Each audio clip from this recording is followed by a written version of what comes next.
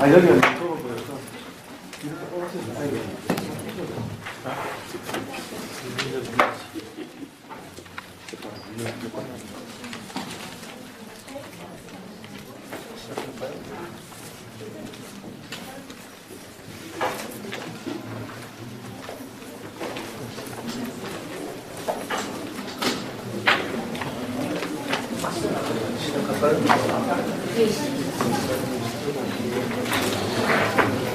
네, 안녕하세요. 네, 반갑습니다. 오늘은 프랑스 대표 지성인 정치인 이렇게 두 분 모시고서 대담을 하는 건데요. 요새 그 낙검수 잘 아시죠? 그런데 이 두 분이 아주 뭐 프랑스에서는 아주 오늘 이렇게 자유스럽게 이제 대담하시고 토크쇼 비슷하게 하는데 이 대한민국에 요새 뜨고 있는 낙검수는 잘 모르실 거야. 아주 대한민국의 낙검수가 새로운 이 연구 과제인데 이명박이가 하도 그냥 언론 기를 막고 눈을 막고 다 막아버리니까 우리 국민들이 낙검수를 통해서 이제 발산을 하는 건데 하여간 어쨌든 오늘 좀 자유스러운 두 분의 그런 대담이 될 것 같습니다. 그래서 제목은 2012년 프랑스 대선 구도와 유럽 재정 위기, 요새 유로존 위기 많이 언론을 보시죠. 유럽 재정 위기에 관한 전망과 대안, 그리고 이제 세계 진보 국제 연대까지 해가지고 한 세 가지 주제로 오늘 얘기할 겁니다. 한 2시간 정도 얘기하는데요.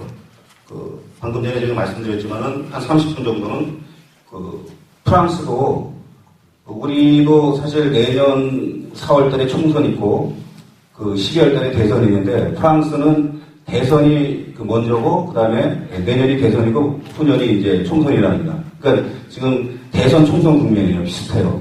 그리고 정당도 이따가 보시면 아시겠지만 정당도 우리가 지금 저는 이제 민주노동당인데 민주노동당이 지금 통합연대 그리고 참여당까지 해가지고 통합당을 만들었는데 프랑스도 비슷합니다. 좌파당이 있고 또 뭐 사회당, 우리나라의 민주당 꼴 정도 되지 않을까 생각해요. 사회당도 있고 그리고 이제 그거보다 더 우파 정당이 또 있어요.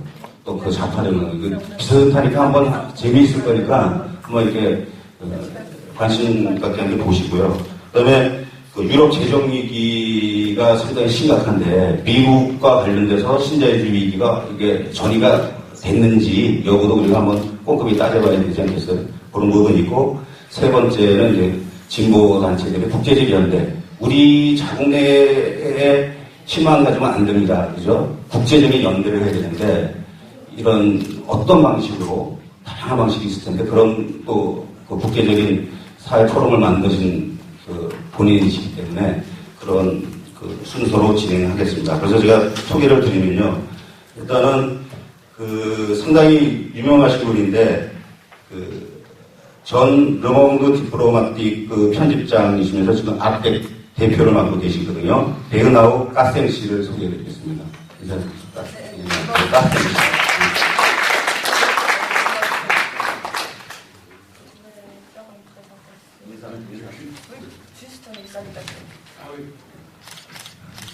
Écoutez, chers amis coréens, je suis très honoré, très content d'être parmi vous aujourd'hui. Nous faisons partie d'un petit groupe d'invités étrangers, essentiellement européens et aussi africains. Je sais que vous êtes venus pour nous écouter, mais nous sommes aussi venus pour vous écouter, vous aussi. Et là, nous allons faire un débat sur la situation politique en France. Nous répondrons évidemment avec plaisir à toutes vos questions. Et peut-être vous pourrez nous dire, vous aussi, comment vous voyez nos problèmes. Ça nous intéresse. Voilà. 네, 안녕하세요. 이렇게 이 자리에서 여러분을 보게 되어서 정말 반갑습니다. 이 자리에 있는 많은 다른 이제 아프리카나 유럽에서 온 그리고 아시아에서 온 여러분들과 함께 하는 이 자리가 정말 뜻깊게 되었으면 좋겠는데요. 오늘 이 자리에서 프랑스의 대선과 그리고 총선, 프랑스의 정치와 경제 위기, 국제연대에 대한 이야기를 할 텐데요. 이것이 그냥 저희가 둘이서만 떠드는 게 아니라 여러분들도 여러분의 소감과 그리고 내용을 이야기하는 그런 살아있는 시간이 되었으면 좋겠습니다. 다음은 전 해종 지역 의원이시고 특히 이제 올해 대선 후보 좌파 전선의 대선 후보로 나오셨는데 아깝게 떨어졌죠. 그죠? 누구 멜랑숑 후보하고 그거 좀 아깝게 좀 대선 후보로 경선까지 나오셨어요. 좌파 전선에서. 박수 좀 부탁드리겠습니다. Alors, bonjour, c'est la première fois que je participe à un forum international, puisqu'étant élu d'abord local dans ma région qui s'appelle la région Auvergne en France, et élu à l'Assemblée nationale, je consacre, il faut le dire, la quasi-totalité de mon temps à mes activités d'élu en lien avec les populations qui m'ont missionné pour assurer mes mandats. Je dirais que j'apprends beaucoup. J'apprends des amis coréens qui nous reçoivent. On a beaucoup échangé depuis 2 jours. Et j'ouvre aussi une confidence. J'apprends beaucoup des autres intervenants qui ont un regard qui m'enrichit. Donc en définitive, c'est un enrichissement mutuel que nous vivons. 안녕하세요. 이렇게 만나뵙게 되어서 정말 반갑습니다. 제가 국제포럼에 참가하는 것은 처음인데요. 저는 해지용 의원으로서, 그러니까 지역 의원으로서 활동하고 또 프랑스 하원 의원으로 활동을 하느라 사실 여태까지는 그 민중들과의 소통에 너무 신경을 쓰다 보니 이렇게 국외 활동을 하는 것이 쉽지 않았습니다. 이렇게 좋은 기회에 초청받아서 지금 여기 온 지는 이틀이 되었는데요. 코리아에 있는 좋은 사람들과 이야기를 하고 또 이렇게 옆에 있는 다양한, 또 프랑스에서도 볼 수 없었던 그런 다양한 프랑스인들을 만나서 이야기하는 이 자리가 정말 뜻깊게 생각합니다. 그러면요, 첫 번째로 프랑스 대선 구도와 관련돼서 자유스럽게, 말씀해 주세요. 일단 두 분이 프랑스가 현재 대선이 각 정당들의 후보자들하고, 그리고 이제 프랑스 같은 경우 결선 투표도 있지 않습니까? 결선 투표까지 있는데, 좌파당의 후보인 좌파 전선의 멜랑숑 후보 이 부분하고 사회당의 이제 올랑드 후보가 어떻게 연립정부라든지 선거 연립 이런 것까지 포함해서 약간 전반적인 대선 구도와 현황에 대해서 좀 말씀 좀 부탁드립니다. Donc notre première question c'est sur l'élection présidentielle en 2012 en France, c'est-à-dire plus précisément, nous aimerions écouter votre avis sur c'est qui va gagner, par exemple, et aussi y compris, mais c'est une question un peu difficile, donc y compris la coalition. Est-ce qu'il y a une possibilité d'avoir la coalition entre Jean-Luc Mélenchon et François Hollande? Par exemple, nous avons entendu beaucoup, c'est François Hollande qui va être président en 2012. Donc, qu'est-ce que vous en pensez sur ça? Et aussi, le rassemblement sera comment? Voilà, il a désigné le président. 이렇게 지금 동전 던져서 대통령을 결정하겠습니다. Je verrai. Bon, votre question, évidemment, on ne peut pas y répondre, nous ne savons pas qui va gagner. Mais peut-être est-il utile de rappeler quelques éléments d'information en préalable même à cette recherche d'hypothèse. En 2012, il va y avoir 2 élections. Il va y avoir d'abord l'élection à la présidence de la République et ensuite les élections législatives, quelques semaines après. On ne peut pas dissocier les deux. C'est très important. Les élections législatives sont aussi importantes que l'élection présidentielle. Dans l'histoire de la Ve République, les présidents de la République ont en général été de la même formation, de la même mouvance politique que la majorité de l'Assemblée nationale du Sénat, en général. Mais il y a eu 2 moments de l'histoire où il y a eu ce que nous appelons la cohabitation. La cohabitation entre un président de gauche et un gouvernement de droite, et entre un président de droite et un Premier ministre de gauche. Ce sont respectivement pour la cohabitation François Mitterrand, Édouard Balladur de 1993 à 1995. Donc on avait un président de la République de gauche et un Premier ministre de droite, parce qu'il y avait une majorité parlementaire de droite. Et de la même manière, de 1997 à 2002, nous avons eu un président de droite, Jacques Chirac, avec un Premier ministre de gauche, Lionel Jospin. Donc, 2012년에 대선을 이야기하는 건 사실 너무 복잡한 일인데요. 누가 될지 저도 장담할 수 없습니다. 다만 중요한 것은 이 대선이라는 것이 그냥 대통령만 중요한 것이 아니라 그 프랑스에서는 이제 대선이 먼저 있고 그 몇 주 후에 바로 총선이 시작될 텐데요. 이 두 가지가 연관이 안 될 수가 없습니다. 그렇기 때문에 지금 오늘 이렇게 얘기하게 되는 질문도 너무 인상 깊고 재밌다고 생각을 하는데요. 특히 프랑스에서는 역사적으로 좌파 대통령이 우파 정부와 함께, 그러니까 우파 의회와 함께 또는 우파 대통령이 좌파 의회와 함께 그렇게 정부를 운영했던 경험이 있었습니다. 예를 들어서 1993년부터 95년까지는 미테랑 대통령이 우파 장관과 함께 한 적이 있었고 1997년부터 2002년까지는 자크 시락 대통령이 리오넬 조스팡이라는 그 좌파 의회와 함께 그렇게 프랑스 의회를 운영한 적이 있었습니다. Alors, je crois qu'il faut qu'on explique ça, sinon on ne comprend plus rien au reste. Il faut comprendre que la Constitution française ne donne pas tous les pouvoirs au président de la République. L'article 20 de la Constitution française précise que c'est le gouvernement qui conduit la politique de la France. C'est pas le président, c'est le gouvernement. 우선 이해를 하실 것은요, 프랑스의 헌법에 의하면 대통령이 모든 권력을 가지고 있는 것이 아닙니다. 대통령과 함께 있는 그 정부가 프랑스를 운영하게 되어 있습니다. Quand le président a une majorité parlementaire, comme c'est le cas actuellement, c'est lui qui sert de gouvernement. Le président a tous les pouvoirs. Mais quand il y a un président d'une couleur politique et un gouvernement d'une autre couleur politique, c'est le gouvernement qui gouverne. Par exemple, la gauche en France a gouverné de 1997 à 2002 sans aucun obstacle de la part du président de la République, tout simplement parce que la Constitution ne lui donne pas d'obstacle. Alors pourquoi est-ce que je vous explique tout ça? C'est pour vous dire qu'on ne peut pas écarter l'hypothèse qu'en 2012, il y ait un président, mettons de gauche, si on peut appeler ça comme ça, François Hollande, et une majorité de droite, bien que ce soit très peu probable, mais on peut aussi imaginer une situation où le président actuel, Nicolas Sarkozy, serait réélu et où il y aurait une majorité de gauche à l'Assemblée.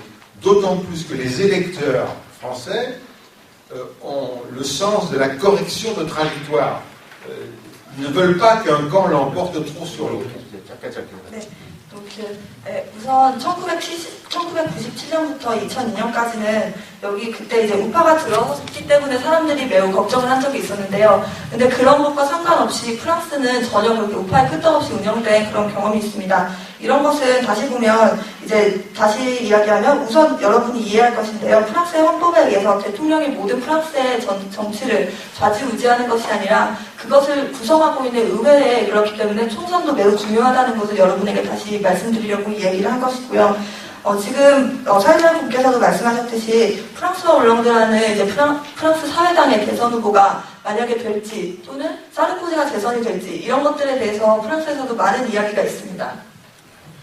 그 부분과 관련돼서 지금 사르코지가 지금 사르코지가 뭐 인기가 하락하고 있다고 우리가 알고 있거든요. 그래서 사르코지에 대한 인기가 하락된 이유가 프랑스 국민들이 어떻게 왜 생각해서 그렇게 되는지 하고 그리고 그 구체적으로 뭐 사르코지하고 르펜이 또 있다 그래요. 우파당에 그런 구도에 대해서 현실적인 얘기 좀 구체적인 얘기 좀. Pour avoir le moment pertinent, pour vous poser des questions. Comme vous avez déjà mentionné sur Nicolas Sarkozy, on aimerait bien savoir plus précisément qu'est-ce que vous en pensez sur la raison de déconfiance, pourquoi le peuple ne confiance plus à Nicolas Sarkozy, et aussi est-ce qu'il y a une possibilité de Jean-Marie Le Pen va gagner. 해석을 위해서 통역을 위해서 짧게. Ainsi, comme je vais traduire ces mots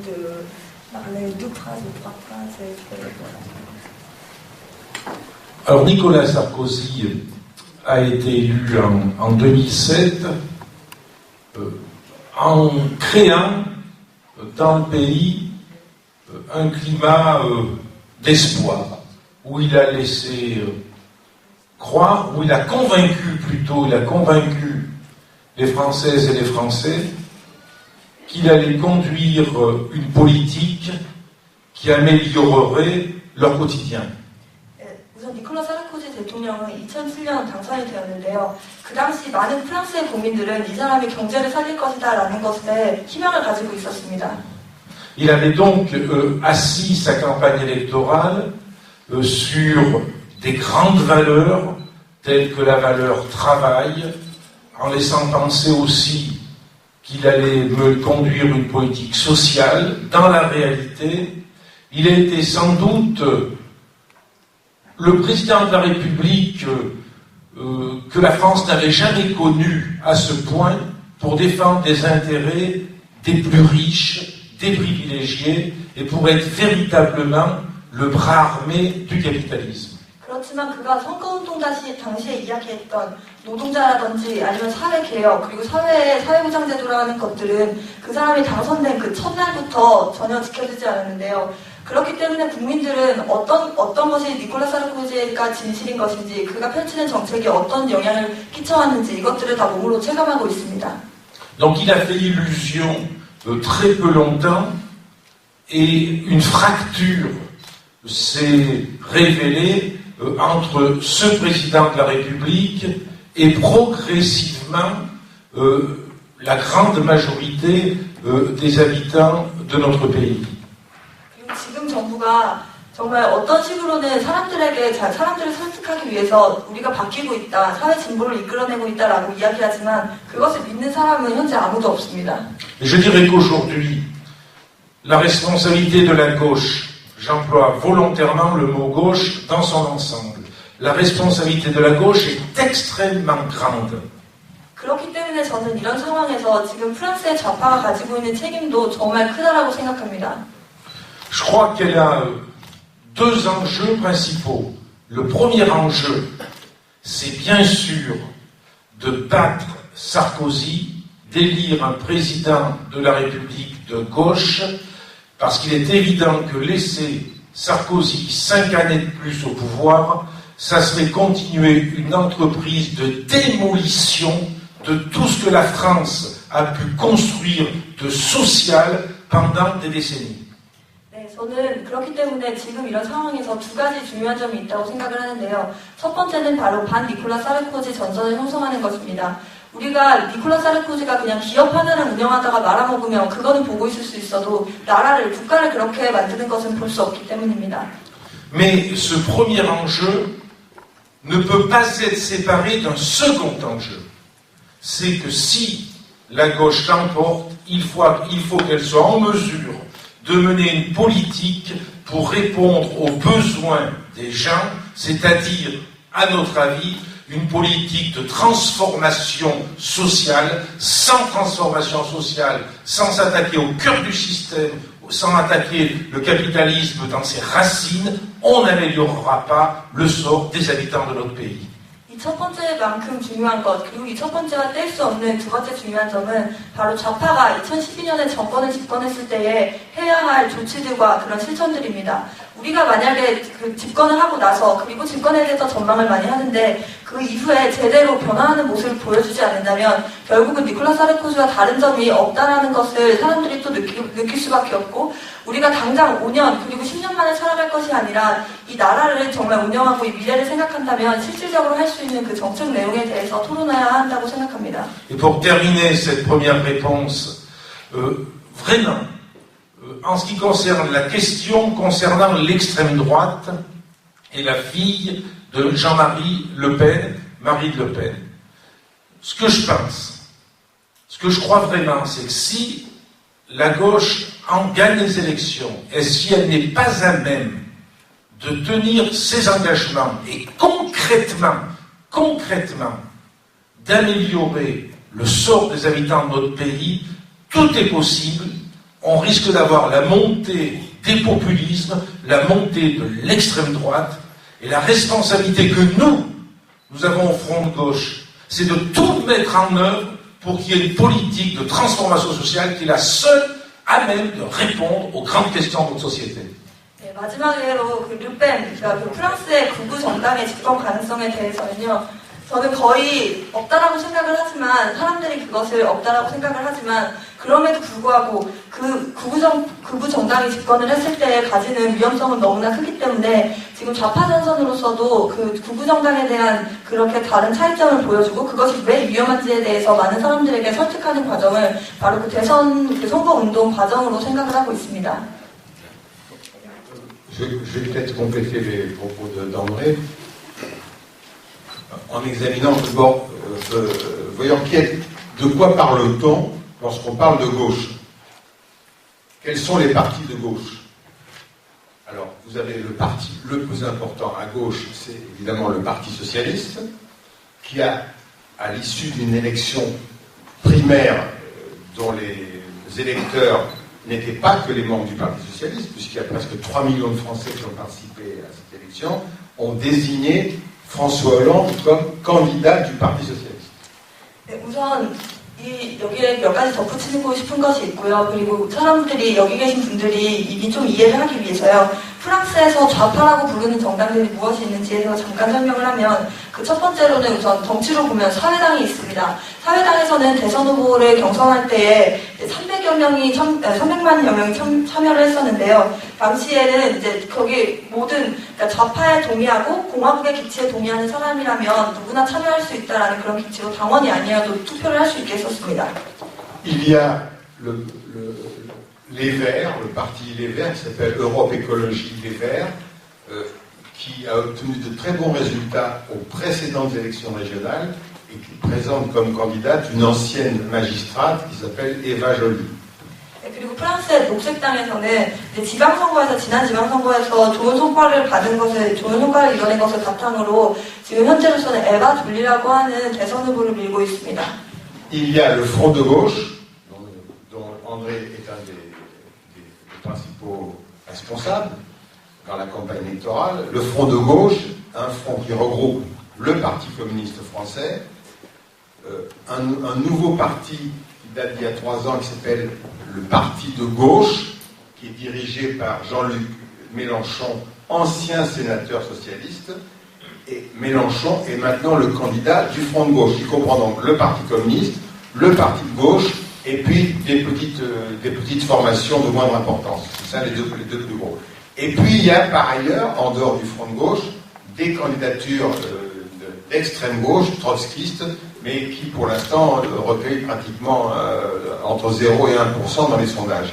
Donc toute la question la plus compliquée, c'est comment faire pour à la fois que ce soit Hollande qui soit élu, mais qu'il soit en même temps, qu'il y ait la pression d'une partie de la gauche sur lui pour ne pas aller vers sa pente naturelle qui pourrait être vers le centre ou la droite.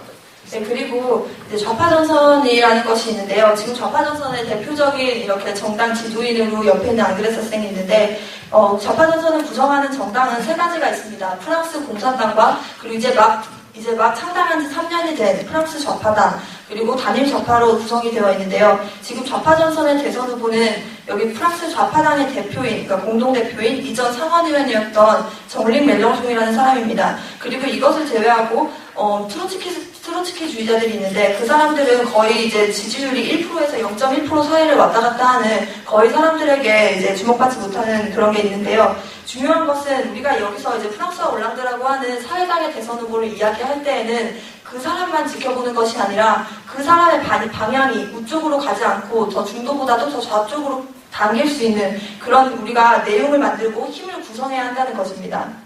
Alors pour vous compreniez le dilemme dans lequel une partie de la gauche est plongée, il faut rappeler le système électoral. Comment ça marche? Les candidats se présentent tous au premier tour. Si un candidat obtient 50% des voix plus une voix, il est élu au premier tour. Mais c'est une situation improbable. 네, 우선 선거 제도에 딜레마가 있다고 생각을 하는데요. 여러분들과, 그러니까 코리아의 대선과 프랑스의 대선의 그 전략이 다를 수밖에 없는 것이 바로 이런 선거 제도의 차이에서 온다라고 생각을 합니다. 프랑스에서는 1차 투표 그리고 결선 투표가 두 가지가 있습니다. Donc, il y a un deuxième tour, et au deuxième tour participent les deux candidats du premier tour qui ont obtenu le plus de voix. 첫 번째 선거에서 그렇기 때문에 모든 사람들이 따로 단일하거나 아니면 연대를 할 필요성을 느낄 거 없이 무조건 다 나온 다음에 가장 많은 득표를 얻은 사람이 2차 투표에 후보로 나올 수 있습니다. Donc, pour gagner, il faut être qualifié pour le deuxième tour. Et c'est là qu'est le problème. Nous savons, d'après les sondages, que Sarkozy a un socle de voix qui se situe autour de, mettons, 25%. Marine Le Pen, la candidate d'extrême droite, a des sondages qui vont de 18 à 21%. Hollande a des sondages qui varient mais qui tournent autour de 25-28%. Donc quel est le danger? Et ce n'est pas une situation purement virtuelle, elle s'est déjà produite en 2002, il y a 10 ans. C'est que le candidat socialiste n'arrive pas premier ni deuxième, mais troisième au premier tour. Auquel cas, il ne participe pas au second tour. C'est ce qui était arrivé avec Lionel Jospin, Premier ministre, qui avait eu moins de voix que Chirac, bien sûr, et que Jean-Marie Le Pen, le père de Marine Le Pen. Donc, beaucoup de gens à gauche qui sont proches du Parti communiste ou du Front de gauche, se disent, est-ce qu'on va prendre le risque de voter Front de gauche au premier tour? Ne vaut-il pas mieux carrément voter pour Hollande dès le premier tour pour être assuré qu'il sera qualifié au second tour? 네, 우선 근데 1차 선거에서 중요한 것은 모든 사람한테 다 투표를 하고 그 1차 투표에서 가장 많은 득표를 얻은 50% 이상의 지지를 받은 두 사람이 바로 2차 투표로 갈 수 있습니다. 다시 이야기하면 지금 여태까지의 여론조사 결과에 의하면 사르코지가 25% 정도 그리고 르펜이라고 하는 극우 후보가 18%에서 21% 그리고 사회당 후보인 올랑드가 25%에서 28%의 지지율을 얻고 있습니다. 이것이 가지는 위험성에 대해서 사람들은 많이 이야기를 하는데요. 2002년에 있었던 것도 그렇고 이전에 그 조스팡이라는 그 그러니까 좌파에서 활동을 했던 사람이 장관으로 갈 수밖에 없었던 것도 보면서 사람들은 지금 정말 좌파들이 우리가 좌파 전선의 의의는 알고 내용은 알지만 과연 1차 투표에서 좌파 전선에 투표할 것인지 아니면 올랑드라는 사회당 후보에 투표를 해서 그 다른 우파가 집권할 가능성을 최대한 막을 것인지 이것에 대한 질문들이 계속되고 있습니다. Si on se réfère aux précédentes élections régionales et des élections locales, disons, on peut considérer que le Front de gauche représenterait autour de 10%. 10%. 지방선거에서는 좌파 전선이 10% 이상의 득표를 보였습니다. Ça c'est d'après des résultats, c'est pas des sondages, ça. Sur plusieurs résultats. Or, dans les sondages, actuellement, le Front de gauche n'atteint pas les 10%.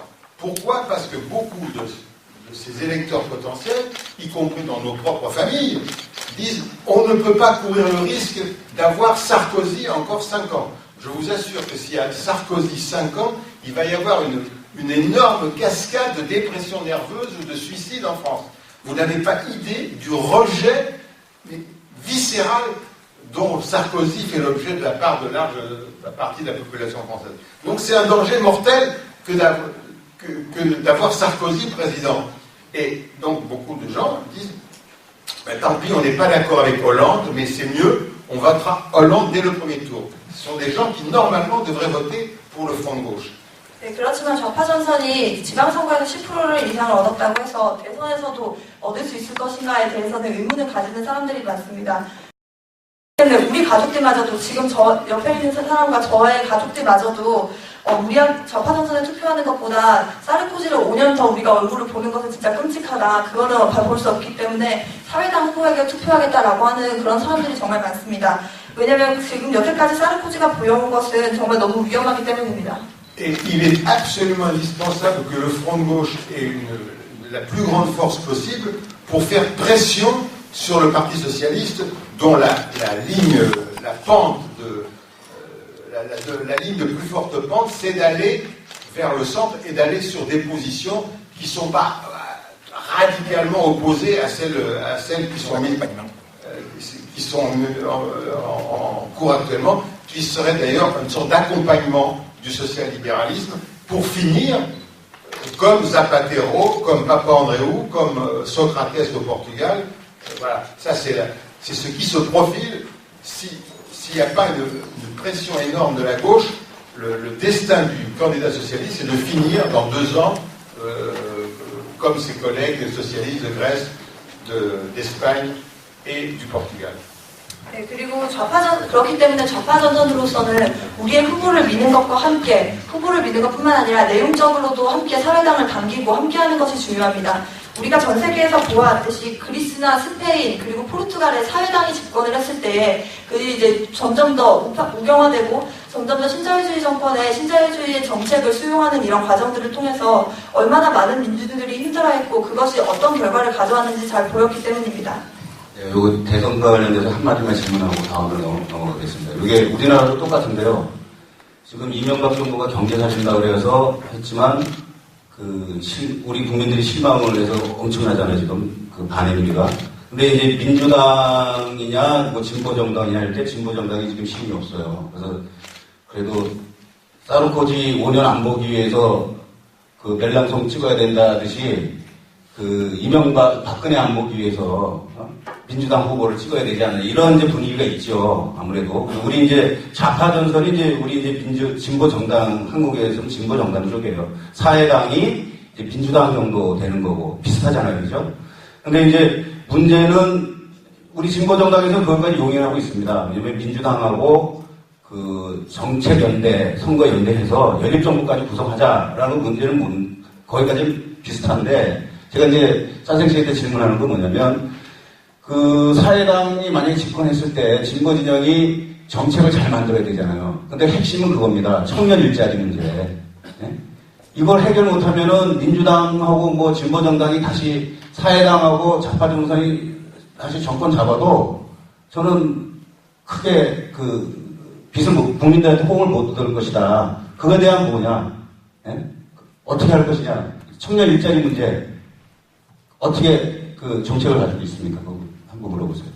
Donc plus précisément, d'abord avant de poser des questions, il aimerait bien vous expliquer aussi la situation en Corée du Sud.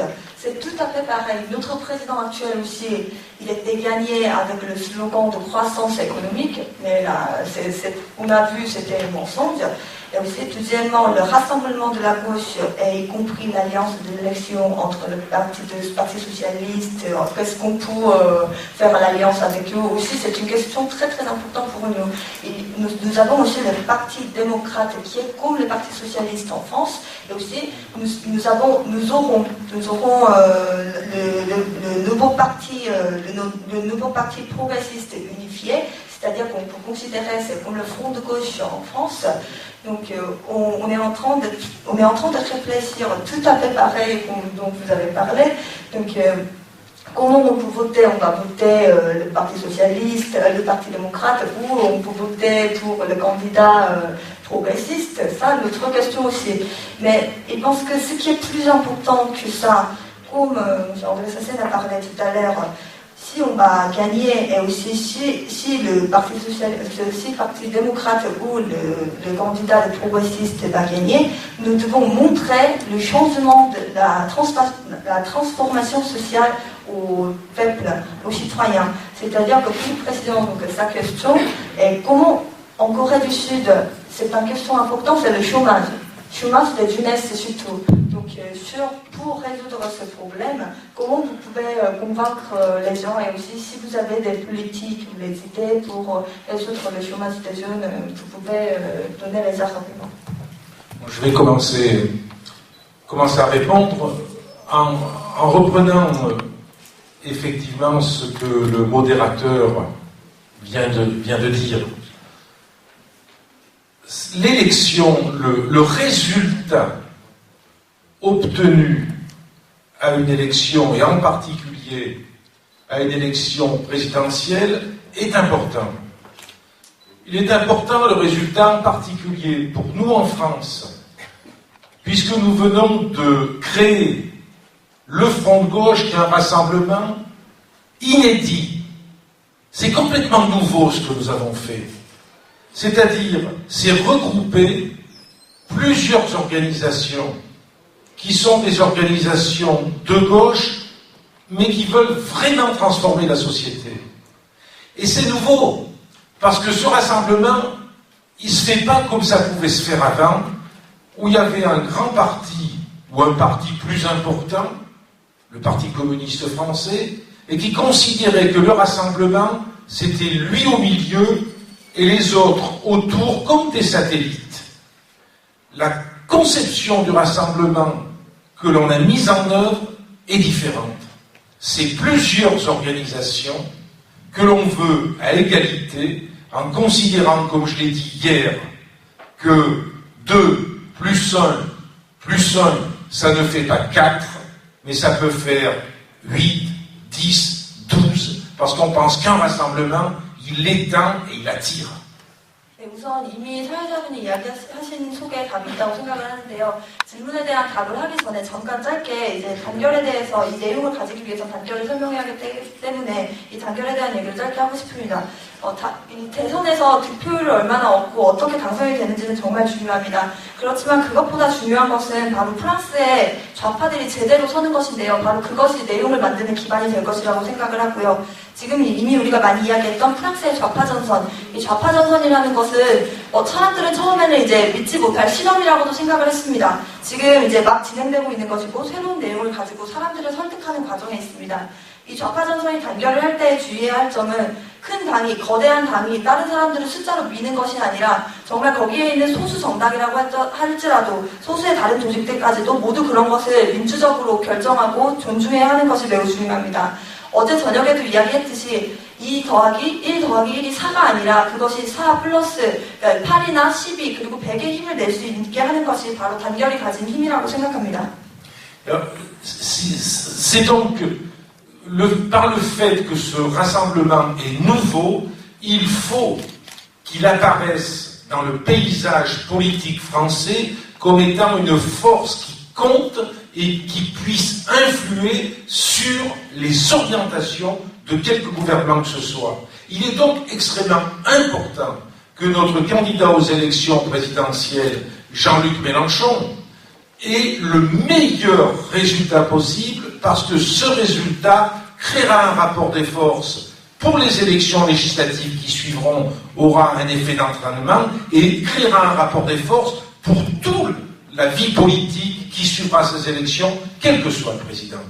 저는 정책연대라는 것도 이런 관점에서 이루어져야 한다고 생각을 합니다. 결국은 좌파 전선이 보여야 할 것은 이 선거운동 과정에서 우리 좌파가 어떤 내용을 가지고 있는지 그것을 점점 더 단단하게 하는 것과 함께 사람들에게 직접적으로 영향을 주려면 사실 좌파 전선이 당선이 되지 않더라도 사회당 후보가 당선이 되더라도 이 내용을 예를 들어 청년 일자리에 대해서 강한 내용을 그렇게 주입시키고 영향을 미칠 수 있으려면 결국은 1차 투표에서 그 좌파 후보인 정릭 멜랑숑이 당선이 돼야 한다라고 생각을 합니다. 가장 최대한 가질 수 있는 만큼의 최대한의 득표를 얻어야 결국은 그 득표율을 힘으로 정책 연대의 밑바탕으로 강요를 할 수 있기 때문입니다. Vous, la situation est différente dans la mesure où celui qui est élu président de la République doit être en tête, puisqu'il n'y a qu'un seul tour de scrutin. C'est beaucoup plus difficile pour vous, et ce qui peut vous entraîner à avoir des choix différents. 네, 그렇지만 남코리아에서는 여기 한국에서는 훨씬 더 이것보다 어려운 상황이라는 것을 느끼고 있습니다. 프랑스처럼 2차 투표가 없기 때문에 이렇게 마음 놓고 자기가 원하는 사람들을 지지할 수 없기 때문입니다. Mais il y a une chose, pour répondre maintenant à la question, il y a une chose qui me semble extrêmement importante et convergente entre votre situation et la nôtre. C'est que le résultat, c'est une chose, mais ce n'est qu'un élément. Et ce qui est important surtout, c'est d'avancer des propositions et de construire ces propositions avec le plus grand nombre de personnes possible.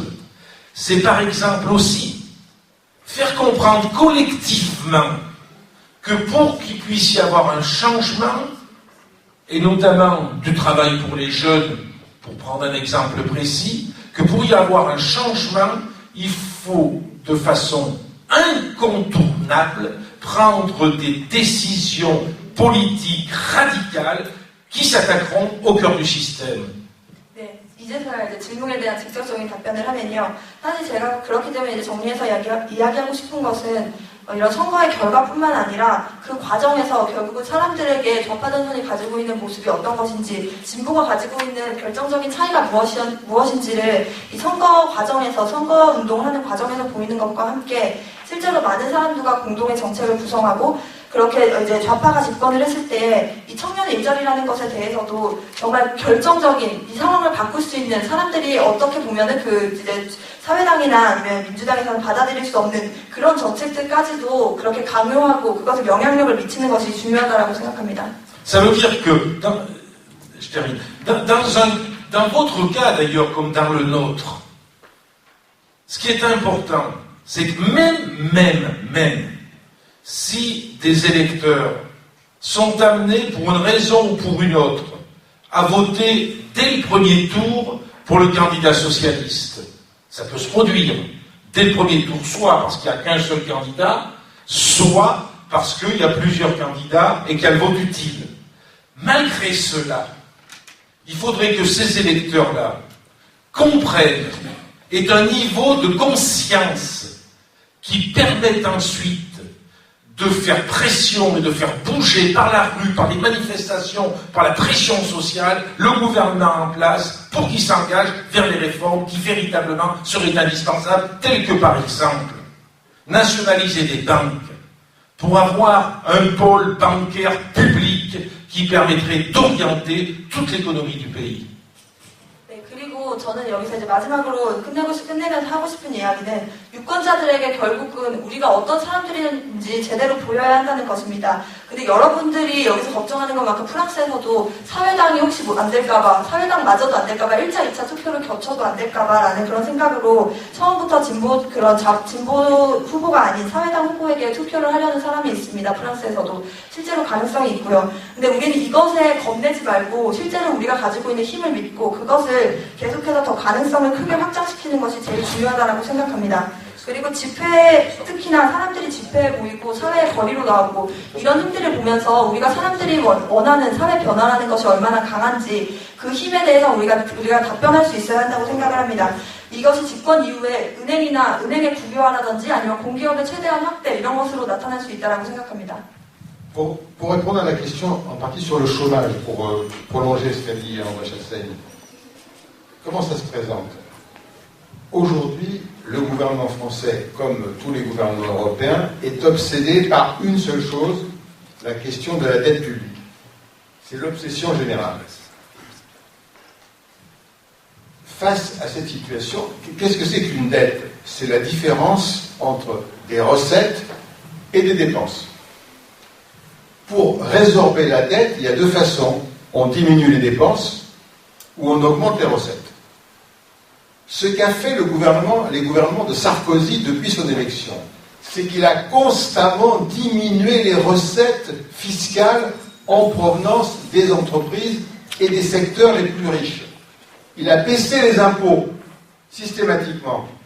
Et on a calculé que si en France, la fiscalité était identique à ce qu'elle était il y a 10 ans, il n'y aurait aucun déficit public. Donc, en réalité, ce que fait ce gouvernement, c'est d'utiliser le prétexte, enfin, c'est peut-être un peu faible comme on le peut, mais d'utiliser la question de la dette pour démanteler systématiquement toutes les avancées sociales en France, pour réduire les postes dans l'éducation nationale, dans la santé. Et aujourd'hui, il y a des hôpitaux en France qui sont dignes du tiers-monde. Il suffit d'aller dans les urgences. La situation scolaire se dégrade terriblement. Donc diminuer les effectifs de professeurs, d'instituteurs, de médecins, d'infirmières, de policiers, de gendarmes, de tous les agents publics. C'est-à-dire de tous ceux qui font marcher le service public. Donc tout ça, c'est en chute libre. Et dans le même temps, des cadeaux fiscaux colossaux qui ont été faits aux riches. Et du coup, les catégories les plus privilégiées en France, mais c'est vrai ailleurs, ont bénéficié de la crise de deux manières. D'une part, parce qu'elles ont vu leur imposition, leur taux d'imposition baisser, Et d'autre part, grâce à l'argent qu'elles n'avaient pas dépensé en impôts, elles ont pu acheter des titres de la dette publique qui sont bien sûr rémunérés. Donc quelqu'un de très riche en France, il a de quoi se réjouir parce qu'il a payé moins d'impôts et il a pu acheter des bons du Trésor qui sont évidemment porteurs d'intérêt.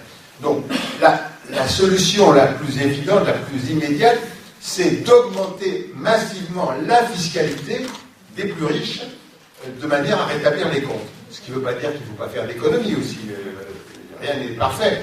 Mais la solution, elle réside dans un mot d'ordre, l'égalité. Et ceci n'est pas vrai seulement que pour le budget, c'est vrai aussi pour beaucoup de choses, l'écologie, etc., etc.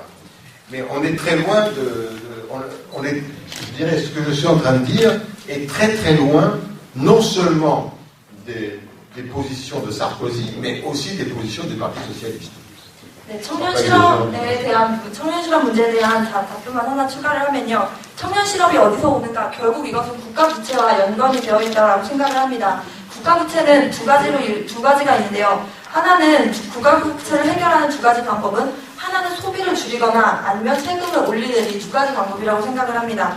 중요한 것은 니콜라 사르코지 대통령이 당선되고 나서 그 다음 날부터 실시한 것이 바로 부유세와 기업세를 감소시킨 것이었습니다. 그렇지만 이런 세금을 감소시키면서 공공서비스의 질의 측면에서는 늘어나기보다는 오히려 이런 서비스 질마저도 낮아졌는데요. 특히나 교육과 의료 부분에서 이 실업자가 정말 많이 늘어나고 의사라든지 교육자라든지 우리 사회에 정말 필요한 반드시 결정적인 그런 사람들의 지위와 역할마저도 매우 낮아졌습니다.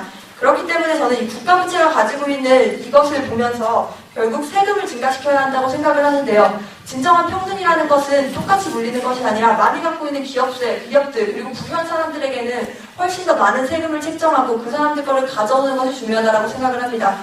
이런 과정을 통해서 청년 실업을 해결하는 문제도 결국은 이렇게 부채가 없으면 그들이 논리로 얘기하는 국가부채 때문에 더 이상 우리는 공기업을 돈에 쓸 것이 없다. 일자리를 삭감해야 된다. 이런 대답 따위는 듣지 않을 수 있을 것이라고 생각합니다. 그리고 마지막으로 이런 것은 그렇지만 사회당이 집권한다고 해서 이런 정책을 실시할 것이라고 생각되지는 않습니다. 저희 지금 번역을 해주신 분이 정세날 씨라고 코리아 국제포럼에서 정세날 씨인데 굉장히 잘하시죠? 박수 한번 쳐주세요.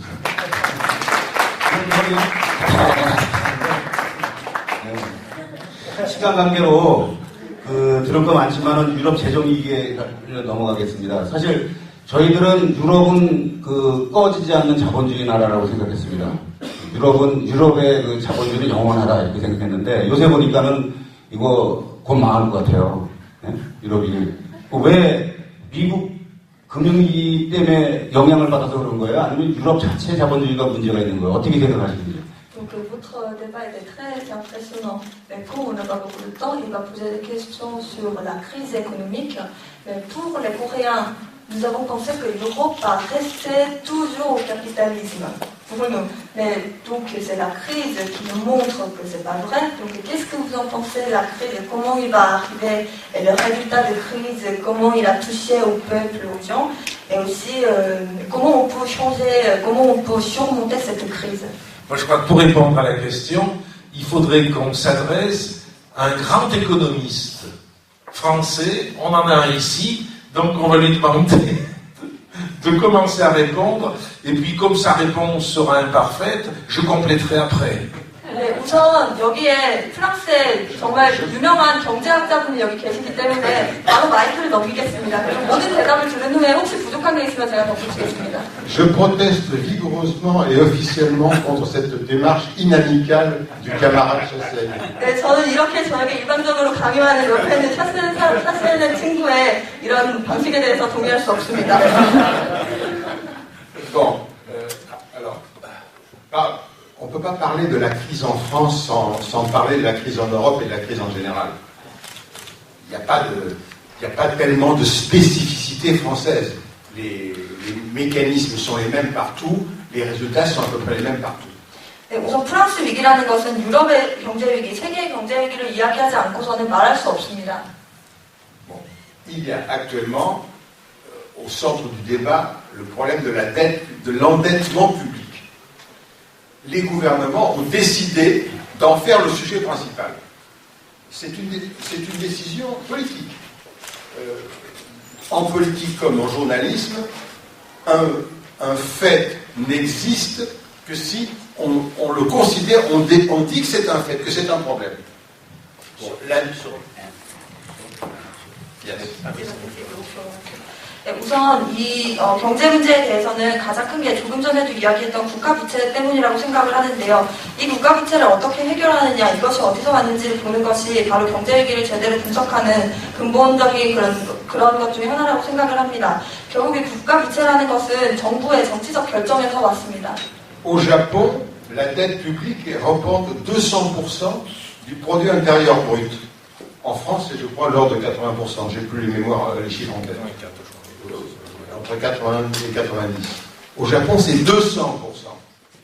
Et pourtant, il n'y a pas, le Japon n'est pas à feu et à sang, enfin, sauf il l'est un peu pour les questions atomiques, mais pas pour les questions par rapport au produit intérieur brut. Alors, évidemment, il y a une grande différence, c'est qu'au Japon, la dette publique est détenue à 90 ou 95% par des Japonais, et non pas par des résidents étrangers. Alors, cette crise de la dette publique, elle a comme résultat d'augmenter chaque année mécaniquement le volume, le montant des intérêts qui doivent être payés aux détenteurs de la dette. Et donc, une pression sur le budget avec les conséquences budgétaires que j'ai décrites, c'est-à-dire suppression de postes, etc., etc.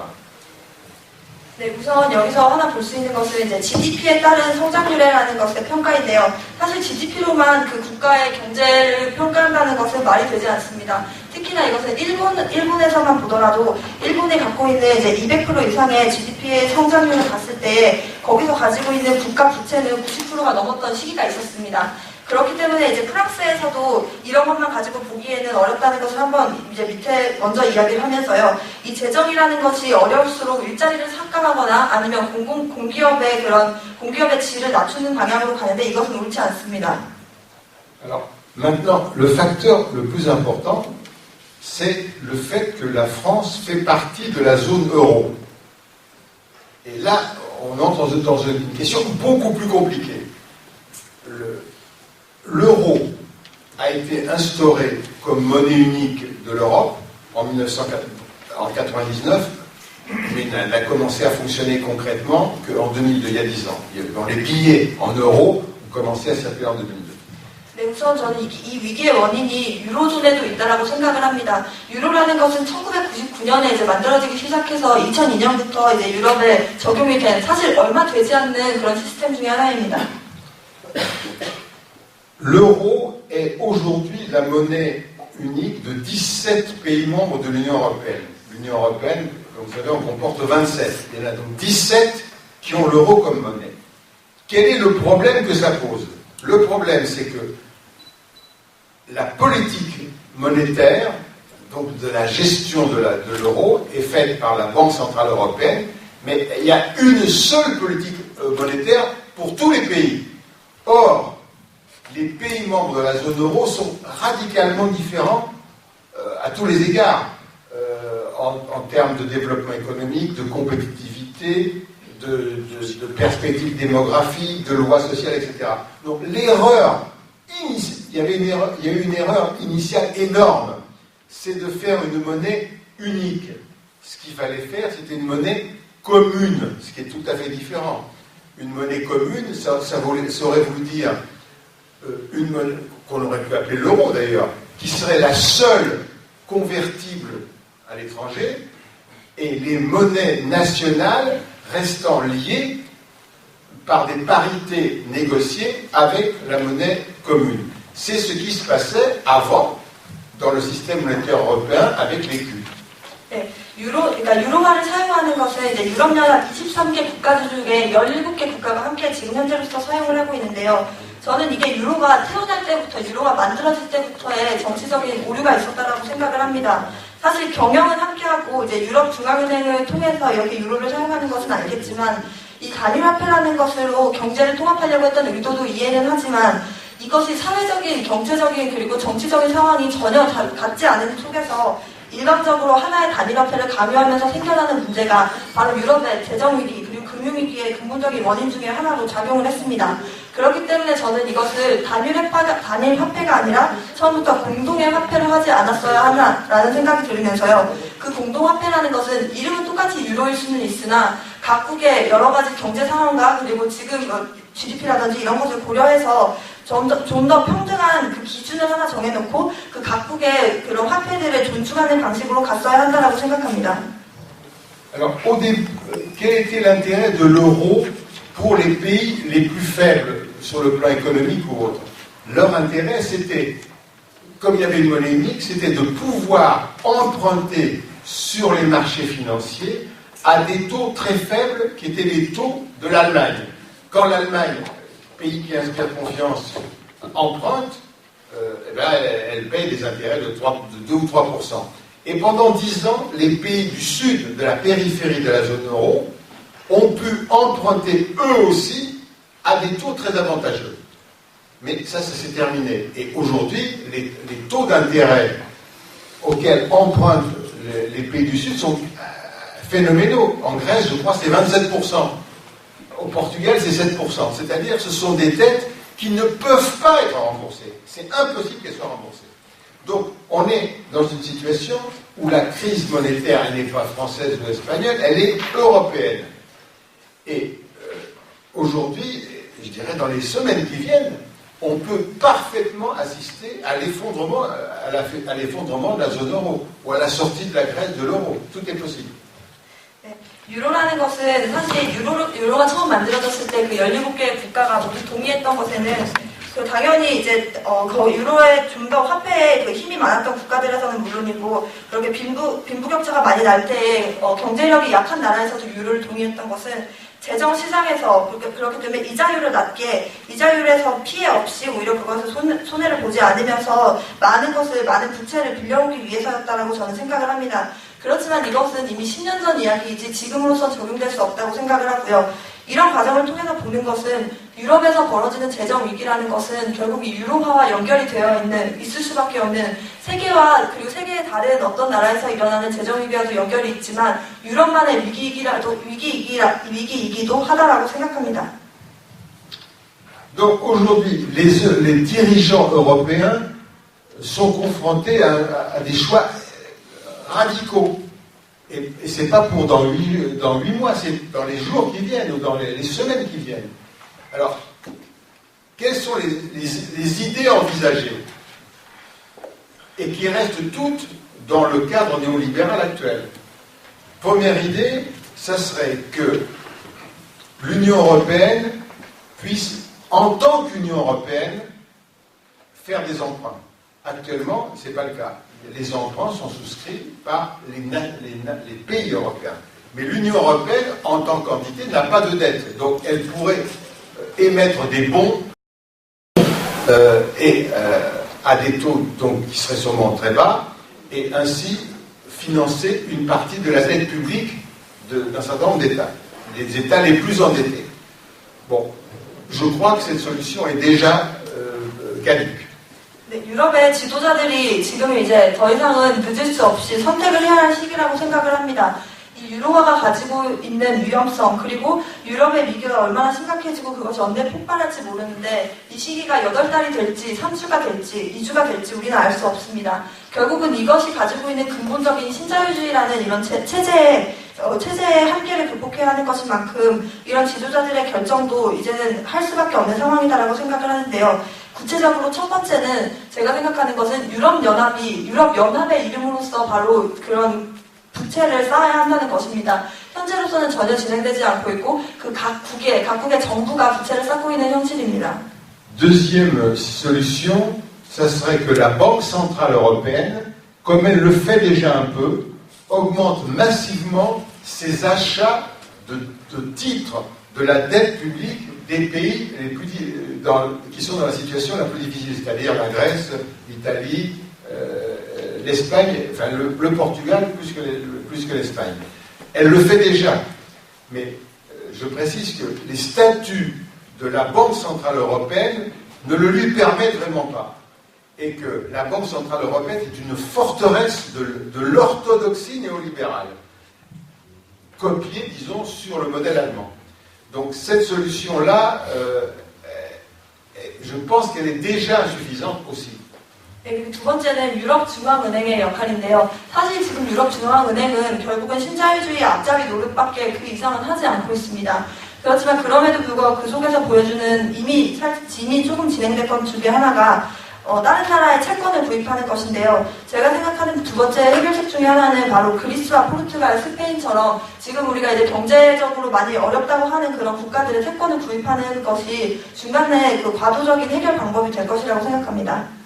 Et la troisième solution, celle qui, à mon avis, interviendra fatalement un jour, c'est que la Banque Centrale Européenne se comporte comme la Réserve fédérale aux États-Unis, comme prêteur en dernier ressort, et prête directement aux États, à des taux d'intérêt très bas. Or, actuellement, les statuts de la Banque Centrale lui interdisent formellement de prêter de l'argent aux États. Le mécanisme est le suivant, la Banque Centrale peut prêter aux banques privées, qui elles-mêmes prêtent aux États. Alors, les prêts aux banques privées se font avec des taux de 1,25, et les banques reprêtent aux États des taux qui vont de 3 à 27%. Donc c'est tout bénéfice pour les banques. Mais cette solution, elle est absolument refusée par l'Allemagne. Mais c'est la seule solution. Si la Banque centrale dit j'injecte autant de milliards d'euros qu'il le faudra, ça peut casser la spéculation. 네, 저는 그리고 세 번째는 유럽중앙은행에 대해서 다시 한번 강조를 하고 싶은데요. 이것은 독일에서 반대하는 의견이기도 한데 은행이 가지고 있는 권한을 축소시켜야 한다는 것입니다. 결국은 국가가 가지고 있는 권한을 늘리고 은행이라고 하는 것의 본질 자체가 투자와 투기와 연결이 될 수밖에 없는 지금 이 현실의 은행 속에서는 이 은행의 권한을 축소하는 것인데 이 중에 하나로 국가에 빌려주는 금액을 제한을 주는 것도 있다고 생각을 합니다. 이것을 아니면 아예 그것을 엄청 많이 빌려줘서 오히려 이제 더 이상 유럽 중앙은행에 돈이 남아있을 수 있지 않을 정도로 많이 빌려주지 않는 한 그것보다는 아예 국가에 빌려주는 금액을 제한하는 것이 방법이라고 생각합니다. Vous savez, je vais compléter un peu. Vous savez qu'actuellement, au niveau de l'Europe, tout s'organise essentiellement autour de la France et de l'Allemagne qui veulent orienter les choix européens à la suite de décisions qui sont prises par les deux pays. 네, 현재 유럽에서는 많은 국가들이 프랑스와 독일을 중심으로 유로존과 그리고 유럽연합에 대한 생각을 다시 해야 한다, 재고해야 한다라는 그런 슬로건 안에 함께 뭉치고 있습니다. Les députés de l'Assemblée nationale française et les députés de Die Linke, les députés front de gauche de l'Assemblée nationale française et les députés de Die Linke en Allemagne ont décidé d'avoir une proposition commune. Et je voulais vous l'expliquer parce que je crois que c'est quelque chose d'extrêmement intéressant. 네, 구체적으로 프랑스의 좌파노선의 하원 의원들과 독일 좌파당의 하원 의원들 이 두 사람 여기에 있는 하원 의원들이 모여서 의회 차원에서 이 유로와 그리고 유로존과 그다음에 유럽 경제 위기를 극복해야 한다라는 제안을 제시하고 있습니다. Le 1er décembre, dans 2 jours, au Bundestag et à l'Assemblée nationale, les députés Die Linke au Bundestag et les députés Front de gauche à l'Assemblée nationale française défendront le même texte que nous avons écrit ensemble. 그리고 이것은 구체적으로 12월 1일, 이제 얼마 남지 않았는데요. 바로 며칠 후인 12월 1일에 부단스타그라고 하는 독일과 그리고 프랑스의 하원의회에서 동시에 같은 법안을 제출할 예정입니다. Nous faisons dans ce texte une proposition de résolution législative qui permet d'apporter une réponse, un élément de réponse qui nous semble très important à la crise européenne. 그리고 이것은 구체적으로 이제 유로존과 그다음에 유럽 위기에 관련된 구체적인 내용과 해결 방안을 가지고 있습니다. 이 법안 자체가 이 두 의원들의 함께, 그러니까 독일과 프랑스의 의원들이 함께 만든 것입니다. Nous voulons remplacer l'intervention des banques des différentes banques privées européennes qui s'appuient sur la spéculation. Nous voulons remplacer cette intervention par la mise en place d'un fonds de développement social, économique, écologique qui apporterait son aide aux pays de l'Union européenne qui sont en difficulté ou qui veulent créer des développements économiques, sociaux ou des orientations écologiques. 이 법안의 골자는 가장 중요한 내용은 바로 투기를 조장하는 그런 사은행들의 개입을 반대하는 것입니다. 결국은 우리가 지금 가지고 있는 위기라는 것이 자본주의의 위기이고 신자유주의 정책들에서 오는 위기이기 때문에 이것을 막는 적절하고 그리고 구체적인 법안들이 통과되어야 합니다.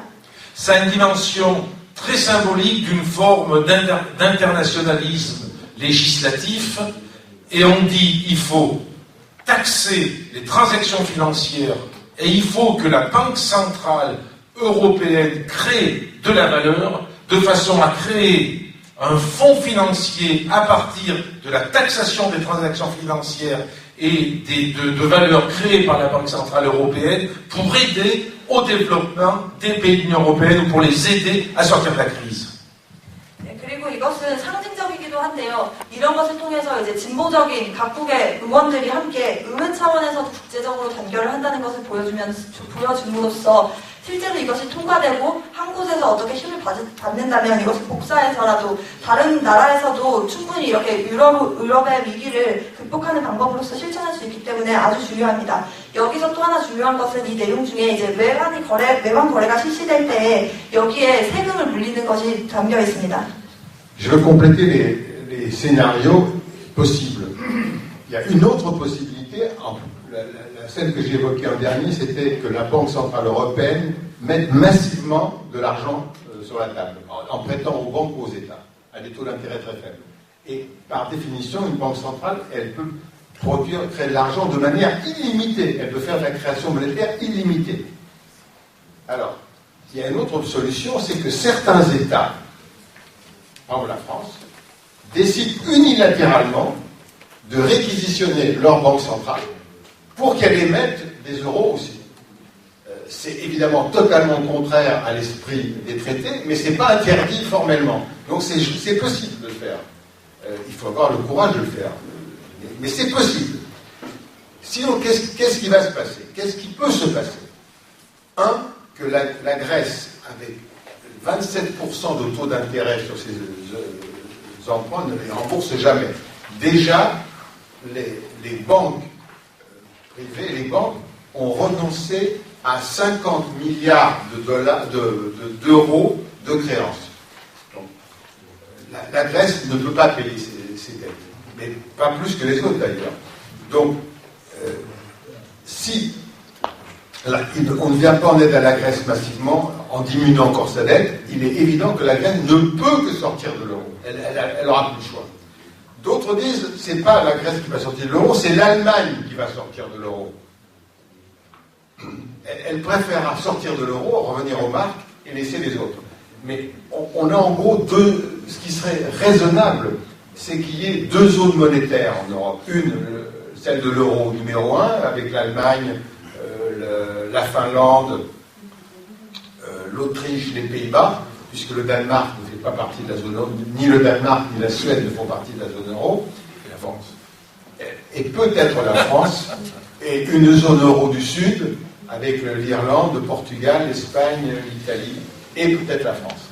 La France étant à cheval sur les deux. Mais de toute façon, soyez sûrs qu'il va se passer des choses monétaires sensationnelles dans les semaines à venir. 네, 유럽 중앙은행 차원의 이야기를 몇 가지 더 덧붙이고 싶은데요. 사실 유럽 중앙은행에서 이제 제한을 두지 않고 점점 더 이제 더 이상 제한 없이 한계가 없이 나가는 모습들을 우리는 많이 보았습니다. 그렇기 때문에 프랑스에서 이것을 반대해서 할 수 있는 것들은 결정적인 조치, 좀 용기 있는 조치를 내릴 때가 되었다고 생각을 하는데요. 그것이 유로존의 탈퇴라는 대답이 나올지도 모르겠습니다. 특히나 이것은 그리스의 모습을 보면 27% 이상의 이제 그런 부채가 이미 쌓여있는 상태이고 그 부채 해결 능력이 없는 조건에서 많은 사람들, 저를 포함한 많은 사람들의 경제학자들은 그렇게 이야기합니다. 더 이상 그리스에서 유로존을 탈퇴하지 않는 이상은 이 경제 위기와 그리고 그들의 부채를 해결할 수는 없을 것이라고 생각을 합니다. 그리고 또 두 번째로는 그리스 말고 독일이 오히려 유로존을 탈퇴할 수 있는 두 번째 후보로 이렇게 손꼽히고 있는데요. 그렇기 때문에 아예 유로가 아닌 다른 화폐를 만드는 것, 이것이 중장기적으로는 대안이 될 수 있다고 생각을 합니다. 특히나 지금 사회 정치, 경제적 상황이 다른 조건 속에서 북부 유럽과 그리고 독일, 오스트리아, 덴마크, 프랑스를 중심으로 한 유로존을 구성하는 것이나 아니면 남부 유럽을 중심으로 스페인이나 포르투갈, 거기에 프랑스가 들어갈 수도 있는데 이런 식의 사회적 상황을 고려한 유로존 또는 다른 화폐 시장의 구성이 필요하다고 생각합니다. 짧게 요 답변은 짧게 좀 답변을 해달라고 그랬어요. 한미 FTA 때문에 매일 지금 한국 국민들이 반대가 심한데 시위 집회도 많이 하고 그럽니다. 몇만 명 국민 나와가지고. 근데 유럽과의 FTA는 별 문제를 삼지 않고 있는데 크게. 근데 미국과 이 부분에서 상당히 우리가 불평등 조약이다 이렇게 보고 있어요. 그래서 유럽에서 볼 때 한미 FTA를 어떻게 바라보고 있는지 짧게 이렇게 생각해요. C'est une question simple et aussi mais ça peut être compliqué. Mais en tout cas, il aimerait bien écouter les réponses en tout cas, c'est sur l'accord de libre-échange entre la Corée du Sud et les États-Unis. C'est-à-dire qu'en tant que les Européens, il aimerait bien écouter les opinions des Européens. Mais bien sûr qu'en Corée du Sud, il y avait déjà, en 2009, on a déjà passé l'accord de libre-échange entre l'Union Européenne et la Corée du Sud. Mais on n'a pas vu beaucoup de problèmes. Mais le problème, c'est surtout avec les États-Unis. Bon. On ne peut pas répondre de manière par oui ou par non à des questions aussi compliquées. Sinon, c'est pas sérieux. 이렇게 복잡한 질문에 간단하게 예 아니오로만 대답하기는 힘듭니다. Alors, l'accord de libre-échange. Le Parlement a voté, a ratifié l'accord de libre-échange il y a quelques jours, il y a 3-4 jours, avec les États-Unis. Alors, l'Union européenne est une fanatique des accords de libre-échange. Elle essaie d'en signer un peu avec tout le monde. Actuellement, il y a des négociations avec le Canada, il y a des projets avec les États-Unis, il y a des projets avec le Mercosur, etc., etc. Pourquoi faire une zone de libre-échange? 네, 우선 유럽 의회가 가지고 있는 문제도 이 자유무역 협정, 그러니까 한미 FTA의 문제점을 이미 많이 우리도 느낄 수 있는데요. 유럽 사람으로서는 이제 유럽 의회가 남미 공동 시장이라든지 메르코수르라고 하는 남미 공동 시장이라든지 아니면 캐나다 그리고 미국과의 이런 자유무역 협정을 진행하는 것을 보고 있습니다. Qui est-ce qui gagne et qui est-ce qui perd? Il y a toujours des gagnants et des perdants. Si je prends un accord particulièrement nocif, qui est l'accord entre les États-Unis et le Mexique et le Canada, dans le cadre de ce qui s'appelle l'ALENA, l'Association de libre-échange nord-américain, qu'est-ce qui s'est passé au Mexique? Destruction complète de l'agriculture mexicaine. Pourquoi? Parce que les États-Unis exportaient massivement des produits agricoles subventionnés chez eux qui ont détruit l'agriculture mexicaine.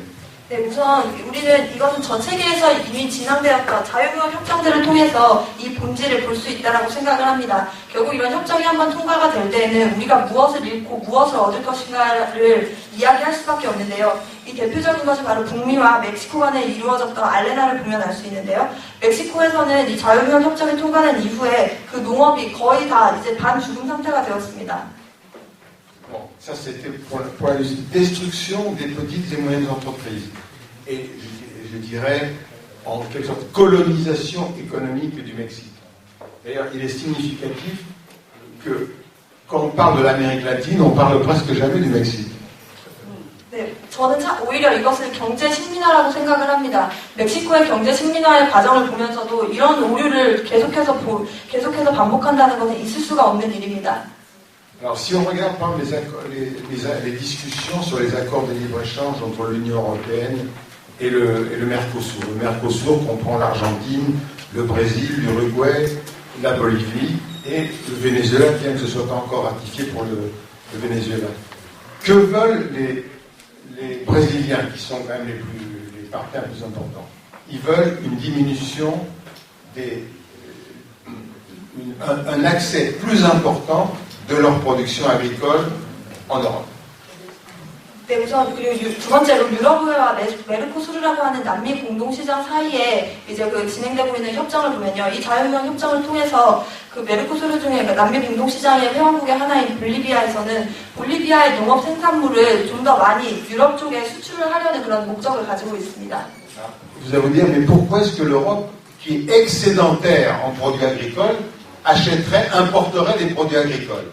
Ben, c'est ça la logique absurde de l'Organisation mondiale du commerce. En matière agricole, il y a une règle qu'on appelle l'accès au marché. Vous dois connaître ça. C'est-à-dire que tous les pays membres de l'OMC doivent importer 5% de leurs besoins agricoles. Ceux-là qui soient ou pas excédentaires. Donc, on est obligé d'importer pour réexporter. On tombe sur la tête. 네, 유럽에서는 저는 이 과정에서 궁금한 것은 바로 유럽이 이렇게 많은 농산물을 수입을 하면서 이미 이렇게 생산을 하면서도 왜 다시 유럽에서 또 수입을 해야만 하는가, 볼리비아나 아니면 남미 공동시장을 통해서 왜 수입을 해야 하는가라는 질문을 던지는데요. 이것은 WTO에 가입이 되어 있는 사람들과도, 그러니까 WTO와도 연관이 있는데, WTO에서 활동을 하는 국가들 간에는 자기들이 수출을 하기 위해서는 자기들이 수입하는 최소한 5% 이상은 수입을 해야 한다는 이런 조항이 있습니다. Alors, donc moi je suis absolument contre ça. Je suis hostile à l'accès au marché européen lorsqu'il est déjà excédentaire. Mais en échange de ça, les Brésiliens, les Argentins, on leur dit, l'Union européenne leur dit, nous voulons que vous laissiez rentrer nos banques, nos compagnies d'assurance, etc., etc. Et eux disent non. Et alors, dans la négociation, en gros, ce qui peut se passer, c'est que l'Europe abandonne les paysans et le Brésil et l'Argentine abandonnent ses services financiers. Mais il peut aussi se passer que les uns et les autres tiennent bon. Pour revenir à votre accord, je ne connais pas le détail de la nature des échanges traditionnels entre les États-Unis et la Corée. Mais l'industrialisation de la Corée, qui est un événement historique remarquable par sa rapidité, a reposé sur le protectionnisme. Et à juste titre. La protection des industries naissantes. 네, 우선 저는 그렇기 때문에 이 WTO에 있는 조항을 가져오는 것, 이런 잘못된 것을 가져오는 것에 대해서는 반대를 하면서도요, 아르헨티나, 브라질 같은 그 경우에는 이 유럽의 그들이 다른 협정과 자유무역을 통해서 얻을 수 있는 것이 있기 때문에 계속해서 이것을 하려고 하는데, 또 같은 남미 공동시장을 구성하고 있는 아르헨티나 같은 경우는 공기업이 멸살당할 수밖에 없다는 이런 논리를 가지고 반대를 하기도 합니다. 저는 오히려 이것이 맞다라고 생각을 하는데요. 결국은 경쟁이라는 것에서 오는 어떤 것을 잃고 어떤 것을 얻을 것인가라는 이런 이해관계, 입장과 관점에 따라서 이것을 보는 것에 차이가 생기는데, 이 기준을 어디에 둘 것인지가 중요합니다. 다시 돌아와서 이제 한미 FTA에 대한 의견을 조금 덧붙이면요. 우리는 이제 유럽 사람으로서는 한국에서 이루어진 산업화에 대해서 매우 놀라고 있습니다. Mais comme je suis pour le principe contre tout accord de libre-échange, je suis sans doute tout à fait contre celui-là. Mais je ne connais pas assez le détail des flux entre la Corée et les États-Unis pour gérer. Mais ce qui est certain, c'est que ce traité comporte des perdants et des gagnants. Les perdants, ils sont surtout chez vous, je crois. Hein. 네, 한미 FTA는 저는 전 세계에서 진행되는 모든 자유무역 협정에 반대하는 것처럼 여기에 한미 FTA도 반대한다는 의사를 명확하게 밝히면서도요. 제가 구체적인 내용은 아는 것은 아니지만 이 협정을 통해서 결국은 누가 잃고 누가 얻는 것이 분명히 있을 것입니다. 그리고 저는 이 한국이 잃는 것이 더 많을 것이라는 것을 확신합니다. Comme je l'ai dit ce matin, il faut démystifier l'idée que le développement se fait par le commerce. Ce n'est pas vrai. Ce n'est pas vrai. Donc, attacher moins d'importance au commerce international et davantage au marché intérieur. Les raisons écologiques sont là.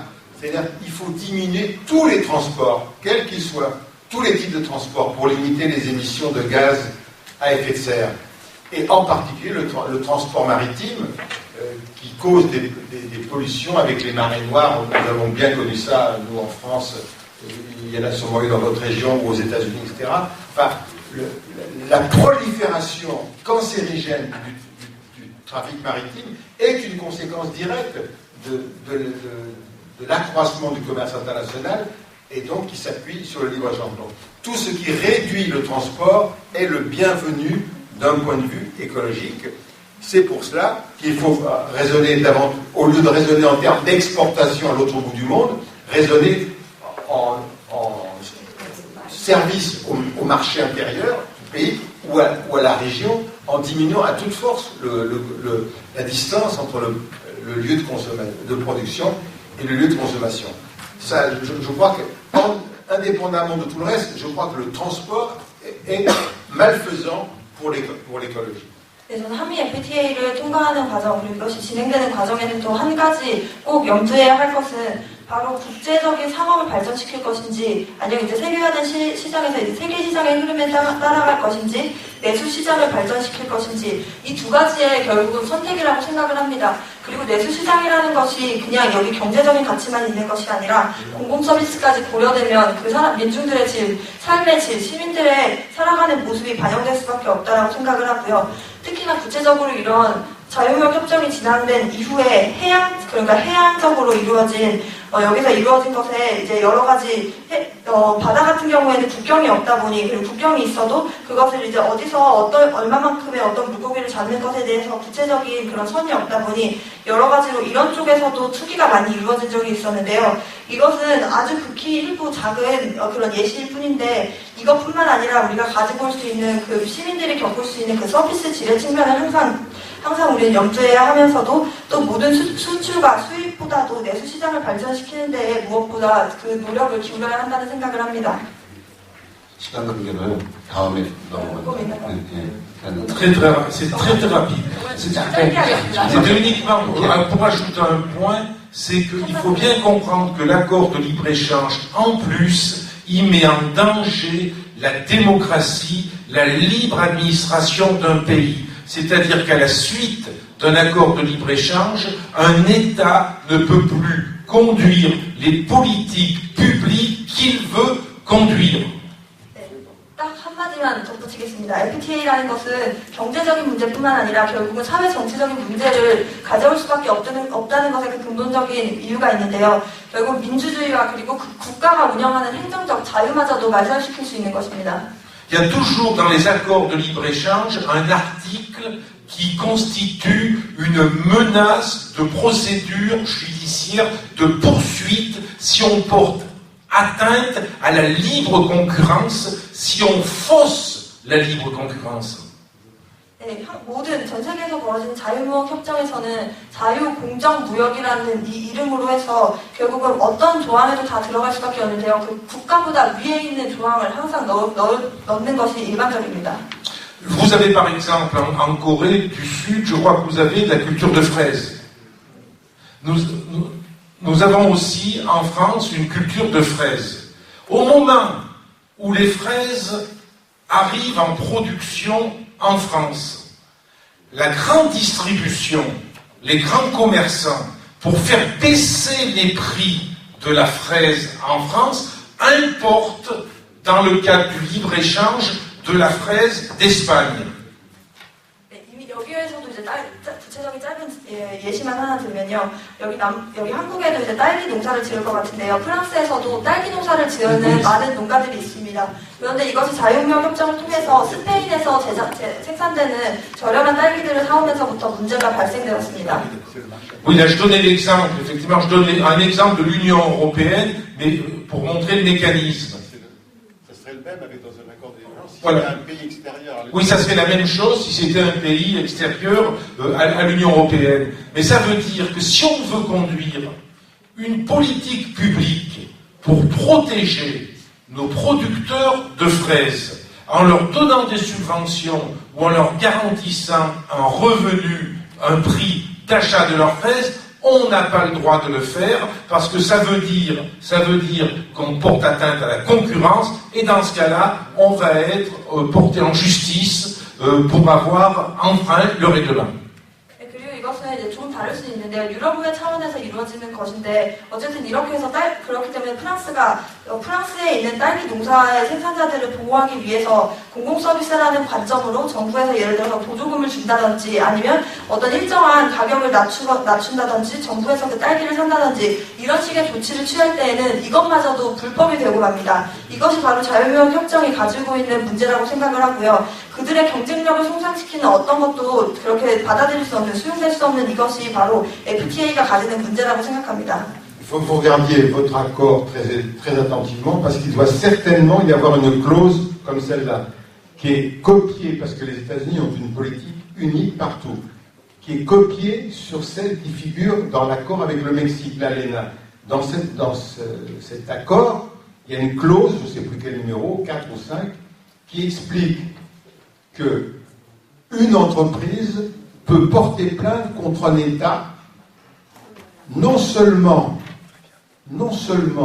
si il mène une politique qui lui déplaît, mais même elle peut porter plainte, une entreprise peut porter plainte si une mesure fiscale ou environnementale qui serait prise diminuerait les bénéfices potentiels, pas les réels, ceux qui pourraient venir. Et c'est une clause qui est appliquée largement par les entreprises et il y a des listes, je crois qu'il y a une quarantaine ou cinquantaine de cas où les entreprises ont obtenu des dédommagements colossaux payés notamment par le Canada et le Mexique. 네, 이것이 너무 중요하기 때문에 마지막으로 또 꼭 한마디만 더 붙이고 싶은데요. 지금 방금 이야기했던 것처럼 미국이 결국 펼치고 있는 자유무역 협정이라는 것은 전 세계가 똑같을 수밖에 없습니다. 그들이 보는 단 하나의 경쟁력과 그리고 수익성이라는 것이 모든 것을 강요하기 때문인데요. 그렇기 때문에 우리는 멕시코의 교훈을 잊어서는 안 된다라고 생각을 합니다. 특히나 여기에도 반드시 있을 것 같은데 한미 FTA 조항에도 있을 것 같은데 국가소송제도라는 것을 통해서 기업이 한 국가의 정부를 소송하게 만드는 이런 제도는 그것이 바로 눈에 보이는 그런 어떤 손상이나 그런 것을 기준으로 하는 것이 아니라 미래에 나타날 수 있는 경쟁력을 상실할 수 있다는 것만을 가지고도 정부를 소송한다는 이 제도에 대해서 우리는 당연히 동의할 수 없습니다. 예.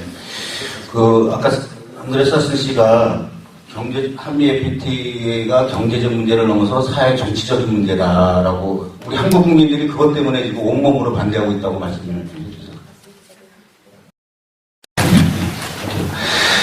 마지막 주제입니다. 요거는 뭐 간단하게 이렇게 말씀해 주시면 될 것 같은데 이렇게 한국 좌파 진영 민중들도 나름대로 국내에서 열심히 이렇게 싸우고 있고 또 나름대로 선거도 이렇게 준비하고 있지만 이 국제적인 같이 단결하고 같이 연대하고 이런 부분에 대해서는 아직 부족합니다. 그래서 오늘 사실 귀한 두 분이 오셨는데 이런 부분에 대한 국제적 연대와 단결과 관련된 경험도 많으신데 그거에 대한 좋은 좀 부탁드립니다. Donc c'est la troisième question de notre débat aujourd'hui, c'est sur la solidarité internationale. C'est-à-dire que plus précisément, en tant que les progressistes, en tant que les militants en Corée du Sud, franchement, on n'a pas pu développer la solidarité internationale.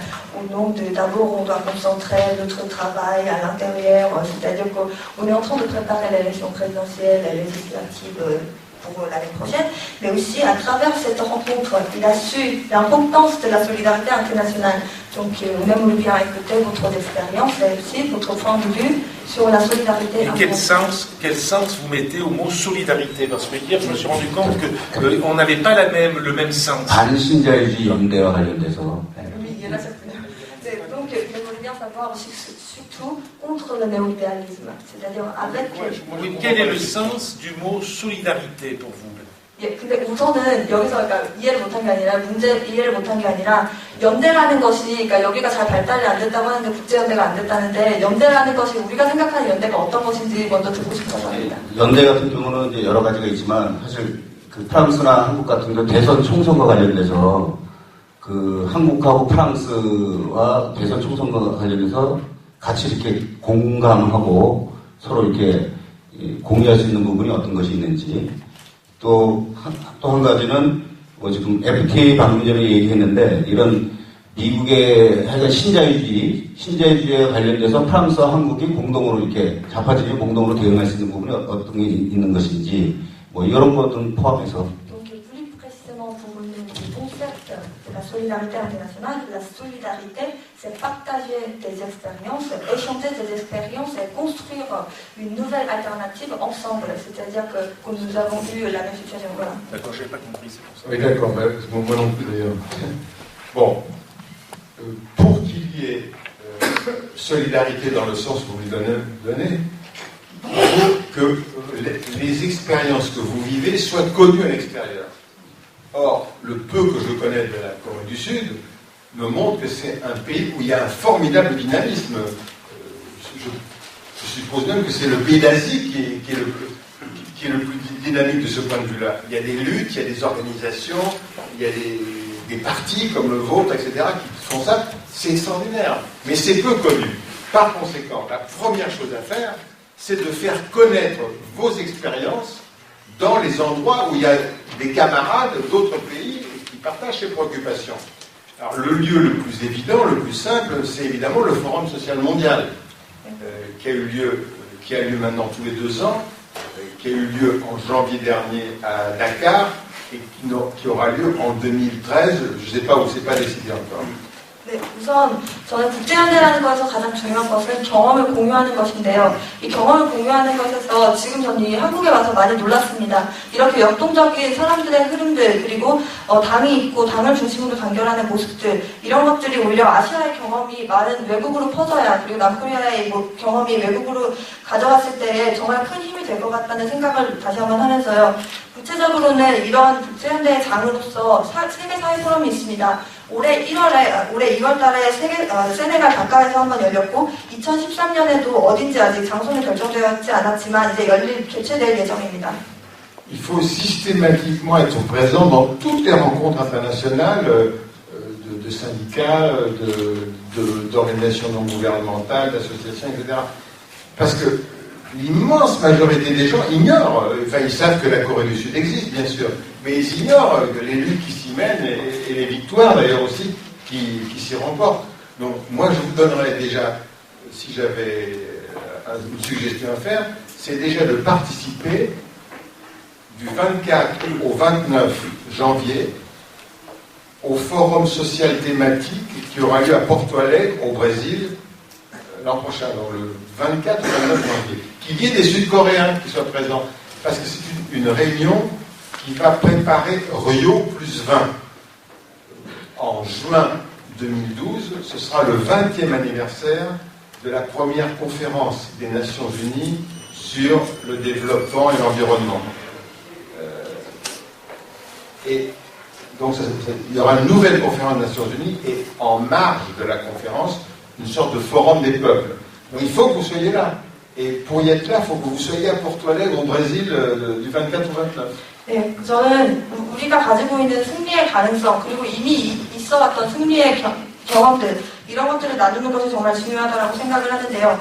구체적으로는 그러니까 제가 지금 여기 온 것처럼 여러분들 중에도 그것이 쉽지는 않겠지만 최소한의 관심을 가지고 그리고 가능하다면 지금 앞으로 있을 국제 포럼들이나 만남의 자리에 함께 참여를 하는 것이 정말 중요하고 상징적인 의미를 띈다고 생각합니다. 특히 내년에 포르토 알레그로에서 1월 24일부터 29일까지 이런 세계사회 포럼의 작은 모임이 진행될 예정인데요.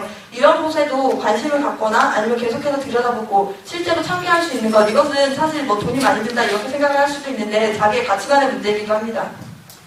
Oui, moi je pensais aussi à une autre forme de solidarité, c'est se tenir informé des luttes qui peuvent être conduites dans nos pays respectifs. Et je vais vous donner un exemple précis.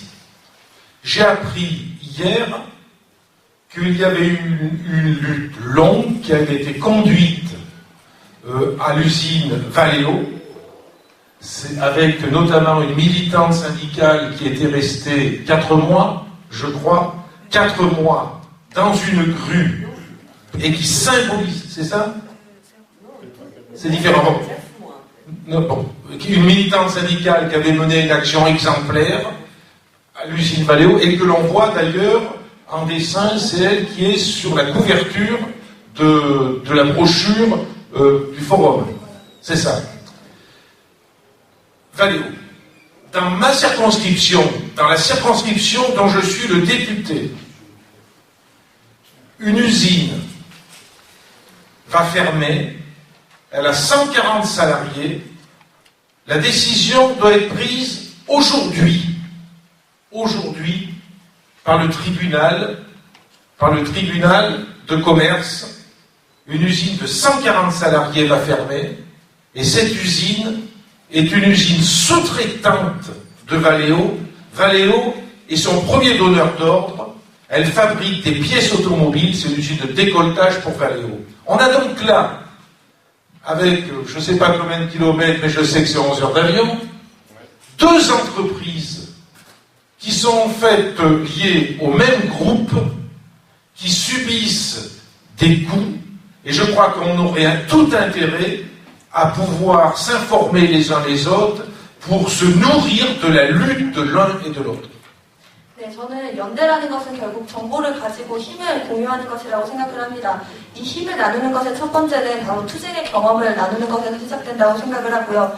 제가 느낀 구체적인 예시를 하나 들고 싶은데요. 바로 발레우 투쟁과 그리고 지금 우리 포럼의 포스터와 그 다음에 브로셔에도 있는 한진중공업의 김진숙 지도위원의 투쟁입니다. 이런 것들이 프랑스에 알려졌을 때 올 수 있는 영향력들은 정말 크다고 생각을 하는데요. 특히나 저는 발레우 투쟁 이제 끝났고 안타깝게 그것이 끝날 수밖에 없었던 이 투쟁을 보면서도 저는 매우 안타까운 마음을 가졌었는데요. 제가 응원을 맡고 있는 지방인 우리나라 치면 이제 큰 도처럼 광역도처럼 말할 수 있는 오베운유 지방에서도 이런 비슷한 일이 있었습니다. 발레우의 하청기업이 갑자기 문을 닫는 바람에 140명의 노동자들이 해고를 당했었는데요. 이런 것들은 프랑스에서는 당연히 법적으로 다루어지고 정부 차원에서 어떤 해결책을 마련하는 것이 당연합니다. 이런 것들이 이미 미리 좀 더 빠르게 국제적으로 이런 여론을 조성하고 압박할 수 있었더라면 우리가 미래를 바꾸는 것이 결국은 국제연대에 달려있다는 이런 교훈을 얻었다라고 생각을 합니다.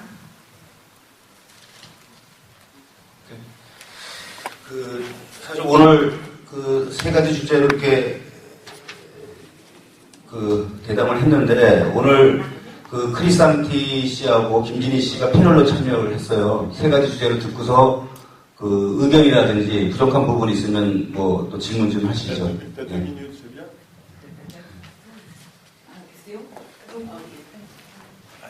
J'aurais préféré en fait que ça soit la parole aux gens qui sont présents ici, mais je poserai une question courte.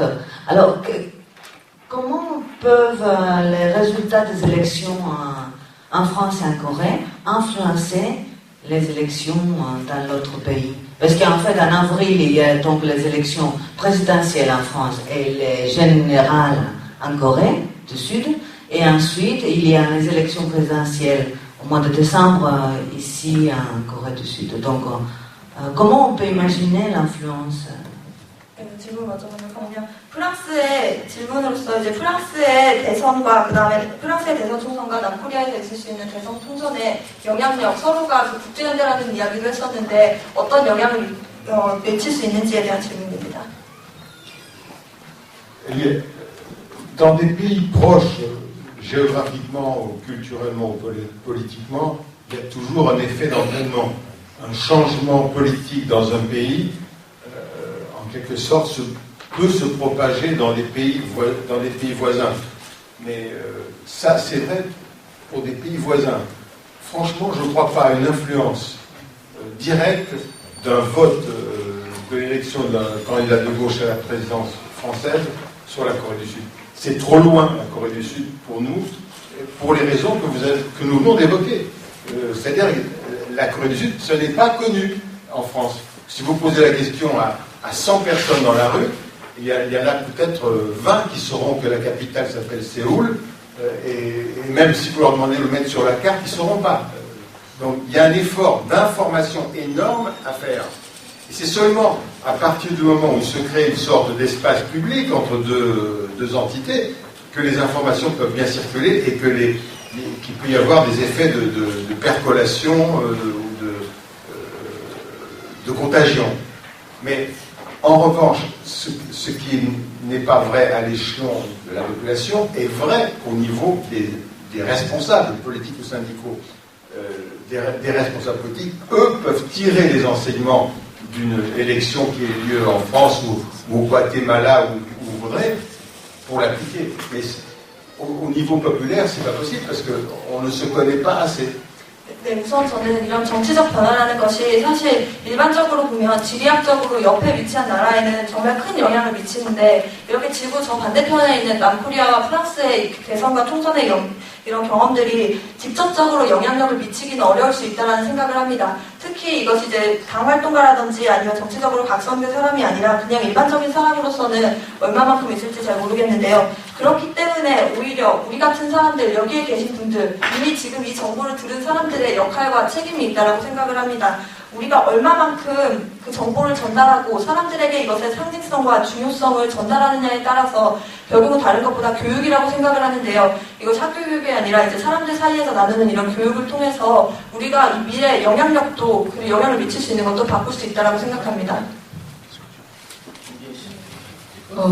프랑스에 과거 강력한 진보정당이 존재했고 매우 높은 지지를 받았었던 걸로 알고 있습니다. 프랑스 공산당이 그랬었는데 지금은 이제 대선에서 프랑스와 올랑드가 28%, 25%에서 28% 그리고 사르코지가 25% 정도를 얻고 있고 그리고 좌타전선 후보가 10% 이제 미만의 득표 지지를 얻고 있다라고 들었는데 이제 언제까지 이런 정치 지형이 계속될 것인지랑 그리고 실제로 그 진보가 다시 다수가 되기 위한 사회당이 아닌 좌파전선 혹은 진보 진영이 다수가 되기 위한 그런 로드맵이나 시기, 그 가능성 이런 것들을 어떻게 보는지 싶습니다. Il y a deux questions pour vous. Nous connaissons déjà l'expérience de SF, le Parti communiste français, qui était fort avant. Et donc, c'est vraiment dommage de ne pas avoir la force jusqu'à aujourd'hui. Donc, la question, c'est sur la configuration politique en France. C'est-à-dire que, comme vous avez déjà expliqué, il y a les sondages sur François Hollande, il y a le 25-28% des gens qui soutiennent et Sarkozy et le Front de gauche, il n'y a pas beaucoup de gens qui soutiennent. Donc, c'est ça le problème. On a su, grâce à vous, on a appris aujourd'hui. Donc, comment on peut élaborer, comment on peut changer cette situation politique actuelle et aussi est-ce qu'il y a une possibilité de changer de rapport de force, c'est-à-dire que quand le Front de gauche peut avoir le candidat fort qui peut arriver au pouvoir et aussi ça sera comment on peut construire cette situation. Oui, d'abord, je vais commencer à répondre en disant quelques mots sur le Parti communiste français, puisque la question aborde ça. Il y a eu indiscutablement un affaiblissement extrêmement important du Parti communiste français qui, il y a 30 ans, représentait environ 20% de l'électorat et qui, aujourd'hui, dans des élections normales, je ne parle pas des élections présidentielles qui sont particulières, représente autour de 5 ou 6%. Le Parti communiste français a bien sûr pris acte de cette baisse importante qui est due à des raisons diverses dont j'ai parlé hier, en particulier l'effondrement du bloc socialiste auquel les communistes étaient associés dans la tête des Françaises et des Français, mais je crois aussi par le fait que le Parti communiste français n'a pas su gérer sa double, sa double orientation, qui était d'une part d'être un parti qui portait une volonté de transformation sociale sur une base radicale, sur une base de lutte populaire, et en même temps devenir un parti de gestion, un parti de gouvernement, un parti qui participe aux affaires du pays. Et je crois que cette contradiction explique aussi la baisse du Parti communiste français. 네, 우선 프랑스 공산당을 언급했기 때문에 제가 말을 안 할 수가 없는데요.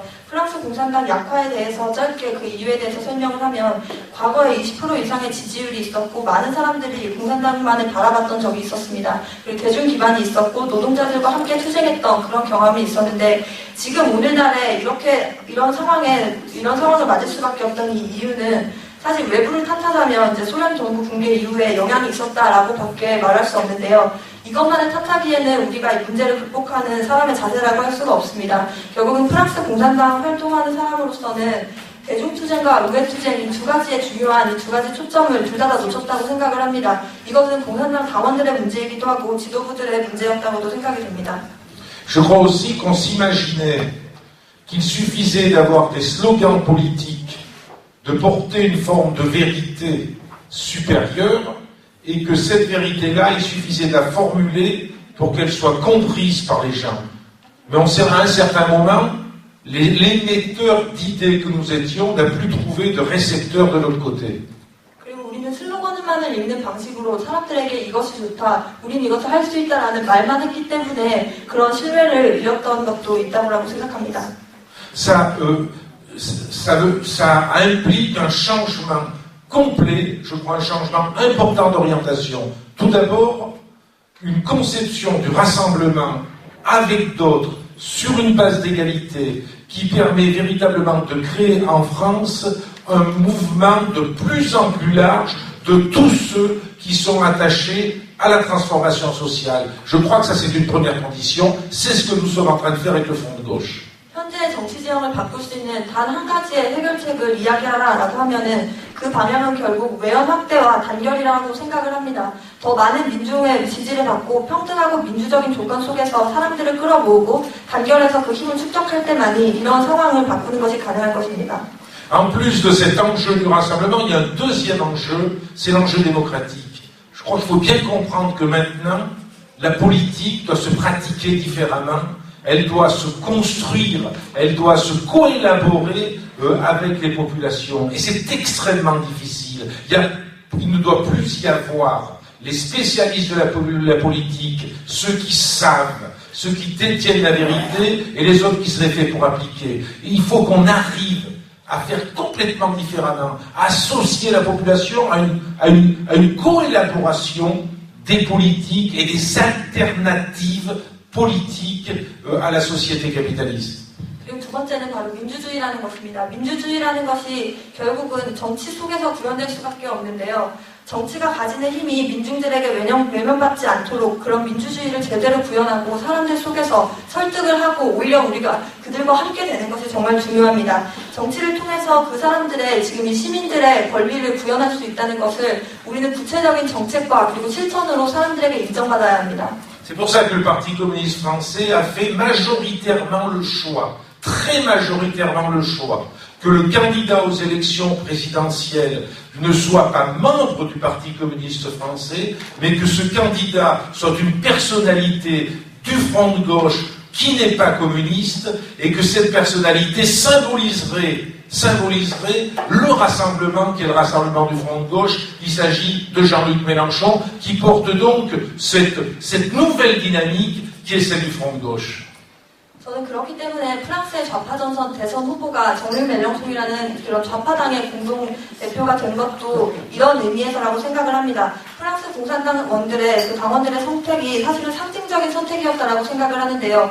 대선 후보가 공산당 후보가 됐을 때에 따른 많은 시민들에게 지지를 받는 것이 어려울 수 있기 때문에 오히려 좀 더 그 외형을 확대하고 다른 사람들에게 좀 더 부드럽고 편안하게 다가갈 수 있는 좌파당의 후보를 선택했다라고 생각합니다. Et la deuxième chose qui pourra aider, je crois, à ce qu'on ait un excellent résultat aux élections présidentielles et législatives et pour l'avenir, c'est qu'on a décidé de développer une nouvelle pratique politique. On est en train de lancer dans tout le pays des assemblées citoyennes pour discuter avec les citoyens, de créer aussi des ateliers législatifs pour qu'on puisse préparer avec les citoyens le travail qui sera celui des députés qui seront élus. C'est donc véritablement initier en France quelque chose de nouveau en ce qui concerne la vie politique.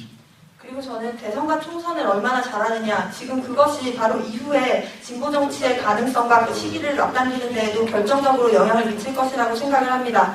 결국 사람들은 우리의 가능성을 보고 우리의 힘마저 판단하기 때문에 실제로 시기가 얼마 남지 않았다는 것을 보여주기 위해서는 이번 총선, 이후에 있을 총선과 대선을 통해 의회에 들어가고 그 의회에 들어가서 그냥 말만 하고 법안만 제출하는 것이 아니라 그것이 실제로 사람들의 생활 속에서 변화를 일으킬 수 있다는 것을 보여준다면 이 시기는 우리가 앞당길 수 있다고 생각합니다.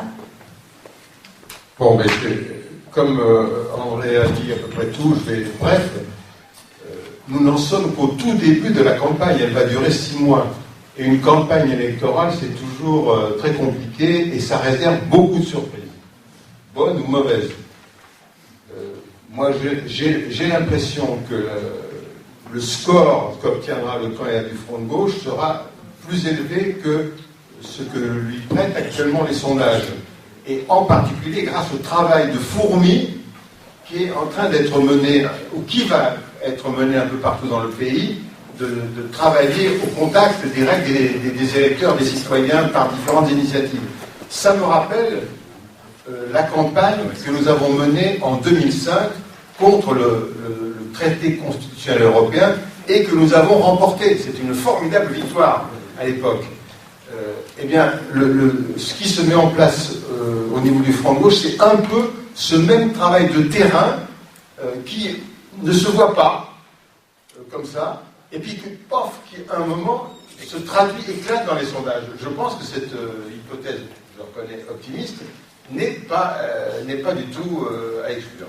네, 저는 이제 막 6개월의 선거운동, 대선운동에 이제 프랑스는 초입에 들어섰습니다. 그렇지만 6개월 동안 정치 지형은 바뀔 수 있는 엄청난 많은 가능성을 가지고 있는데요. 원래 항상 그랬듯이 대선은 많은 사람들의 예상을 뛰어넘는 결과를 낳기도 합니다.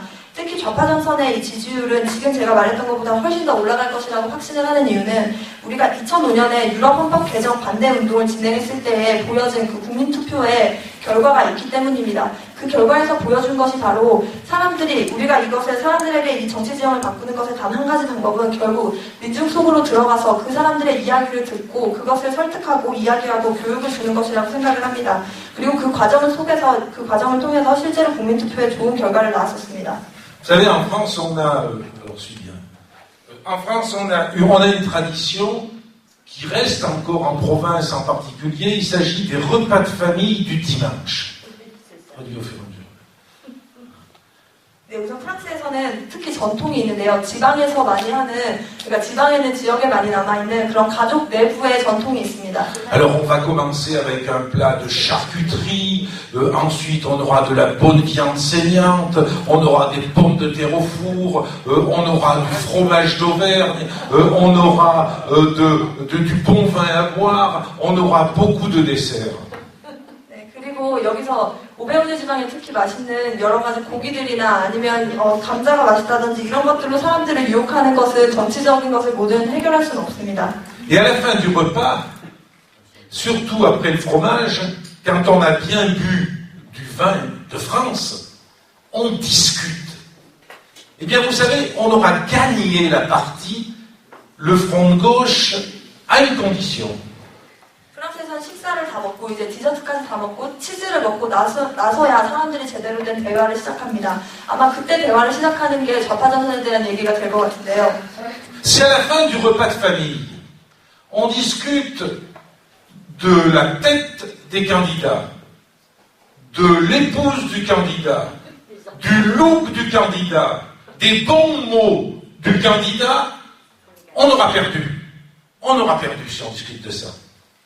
가정에서 밥 먹고 후보에 대해 얘기를 할 때 대선 후보는 누가 될지, 이미 누가 될 건지, 그리고 그 후보의 부인은 누군지, 가족은 누구인지 이런 이야기를 하다 보면 결국 쓸데없는 것에 시간을 많이 뺏길 수 있습니다.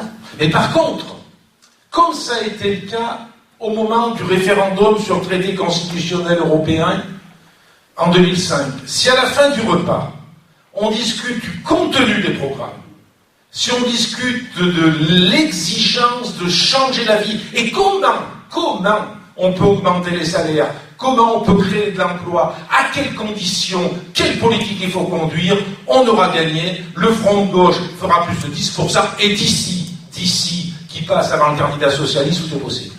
네, 거기서 이런 식사 끝나고 이야기를 하는 게 우리가 어떤 후보에 대한 그런 뜬구름 잡는 얘기가 아니라 국민투표, 2005년에 진행했던 그런 국민투표가 이길 수 있었던 교훈처럼 내용에 대해서 이야기를 한다면 충분히 가능성이 있다고 생각을 합니다.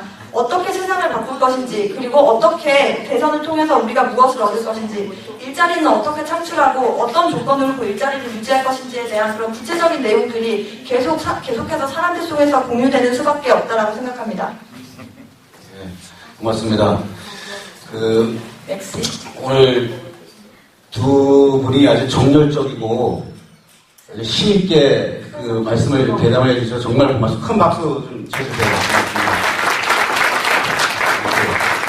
네, 사실 시간이 짧죠. 사실 대선 이거 하나만 해도 우리가 또 프로의 질문도 받고 서로 이렇게 토론을 많이 해야 되는데 시간이 짧습니다. 그렇지만 오늘 프랑스 대선을 보면서 아까 지리적으로 멀어서 뭐 영향력이 없다고 이렇게 말씀하시는데 그러지 않을 것 같아요. 지금 프랑스 대선 총선과 서로 뭐 피드백으로 영향을 줄 것 같은데 한국의 총선 대선이 한국이 이쪽 조그만 나라지만 상당히 영향력을 많이 미칠 것이다라고 판단되고, 또 프랑스가 기존에 아까 공산당도 말씀하셨지만 신자유주의 위기로, 금융 위기로 해서 좌파 진영이 새롭게 민중과 함께 조직화되고 있고 세력화되고 있기 때문에 이게 세계적인 흐름으로 나타날 것이다라고 생각됩니다. 민중과 반신자유주의 움직임이 유럽을 떠나서 지금 뭐 미국 월가에서도 지금 집회 시위를 하고 있는 상황 아닙니까? 그래서 그 대선과 관련돼서 우리가 같이 공감할 수 있는 시간을 가졌다고 생각이 되고요. 유럽 재정위기 같은 경우는 오늘 처음 들었습니다. 이게 공동으로 프랑스하고 독일하고 법안을 만들어가지고 우리가 저번 때도 우리 많이 얘기했는데 투기 반대 관한 법률, 그리고 우리 토빈세 같은 것도 많이 얘기하고 있죠. 외환거래세 같은 거, 이런 구체적으로 제재를 할 수 있는 그런 입법화를 하겠다. 사실 저희도 이제 민주노동당이 연립정부 정책연합을 하면 이렇게 구체적인 입법화를 해 나가야 됩니다. 그래서 20석 이상의 진보통합당이 이번에 만들어지는 정당이 원내교섭단체 이상은 얻어야지 이게 가능하다라고 저희들이 판단하는 이유도 입법화를 하겠다는 의미고, 그런 의미에서 상당히 유럽 재정위기도 의미가 있었다고 말씀드리고, 마지막 같은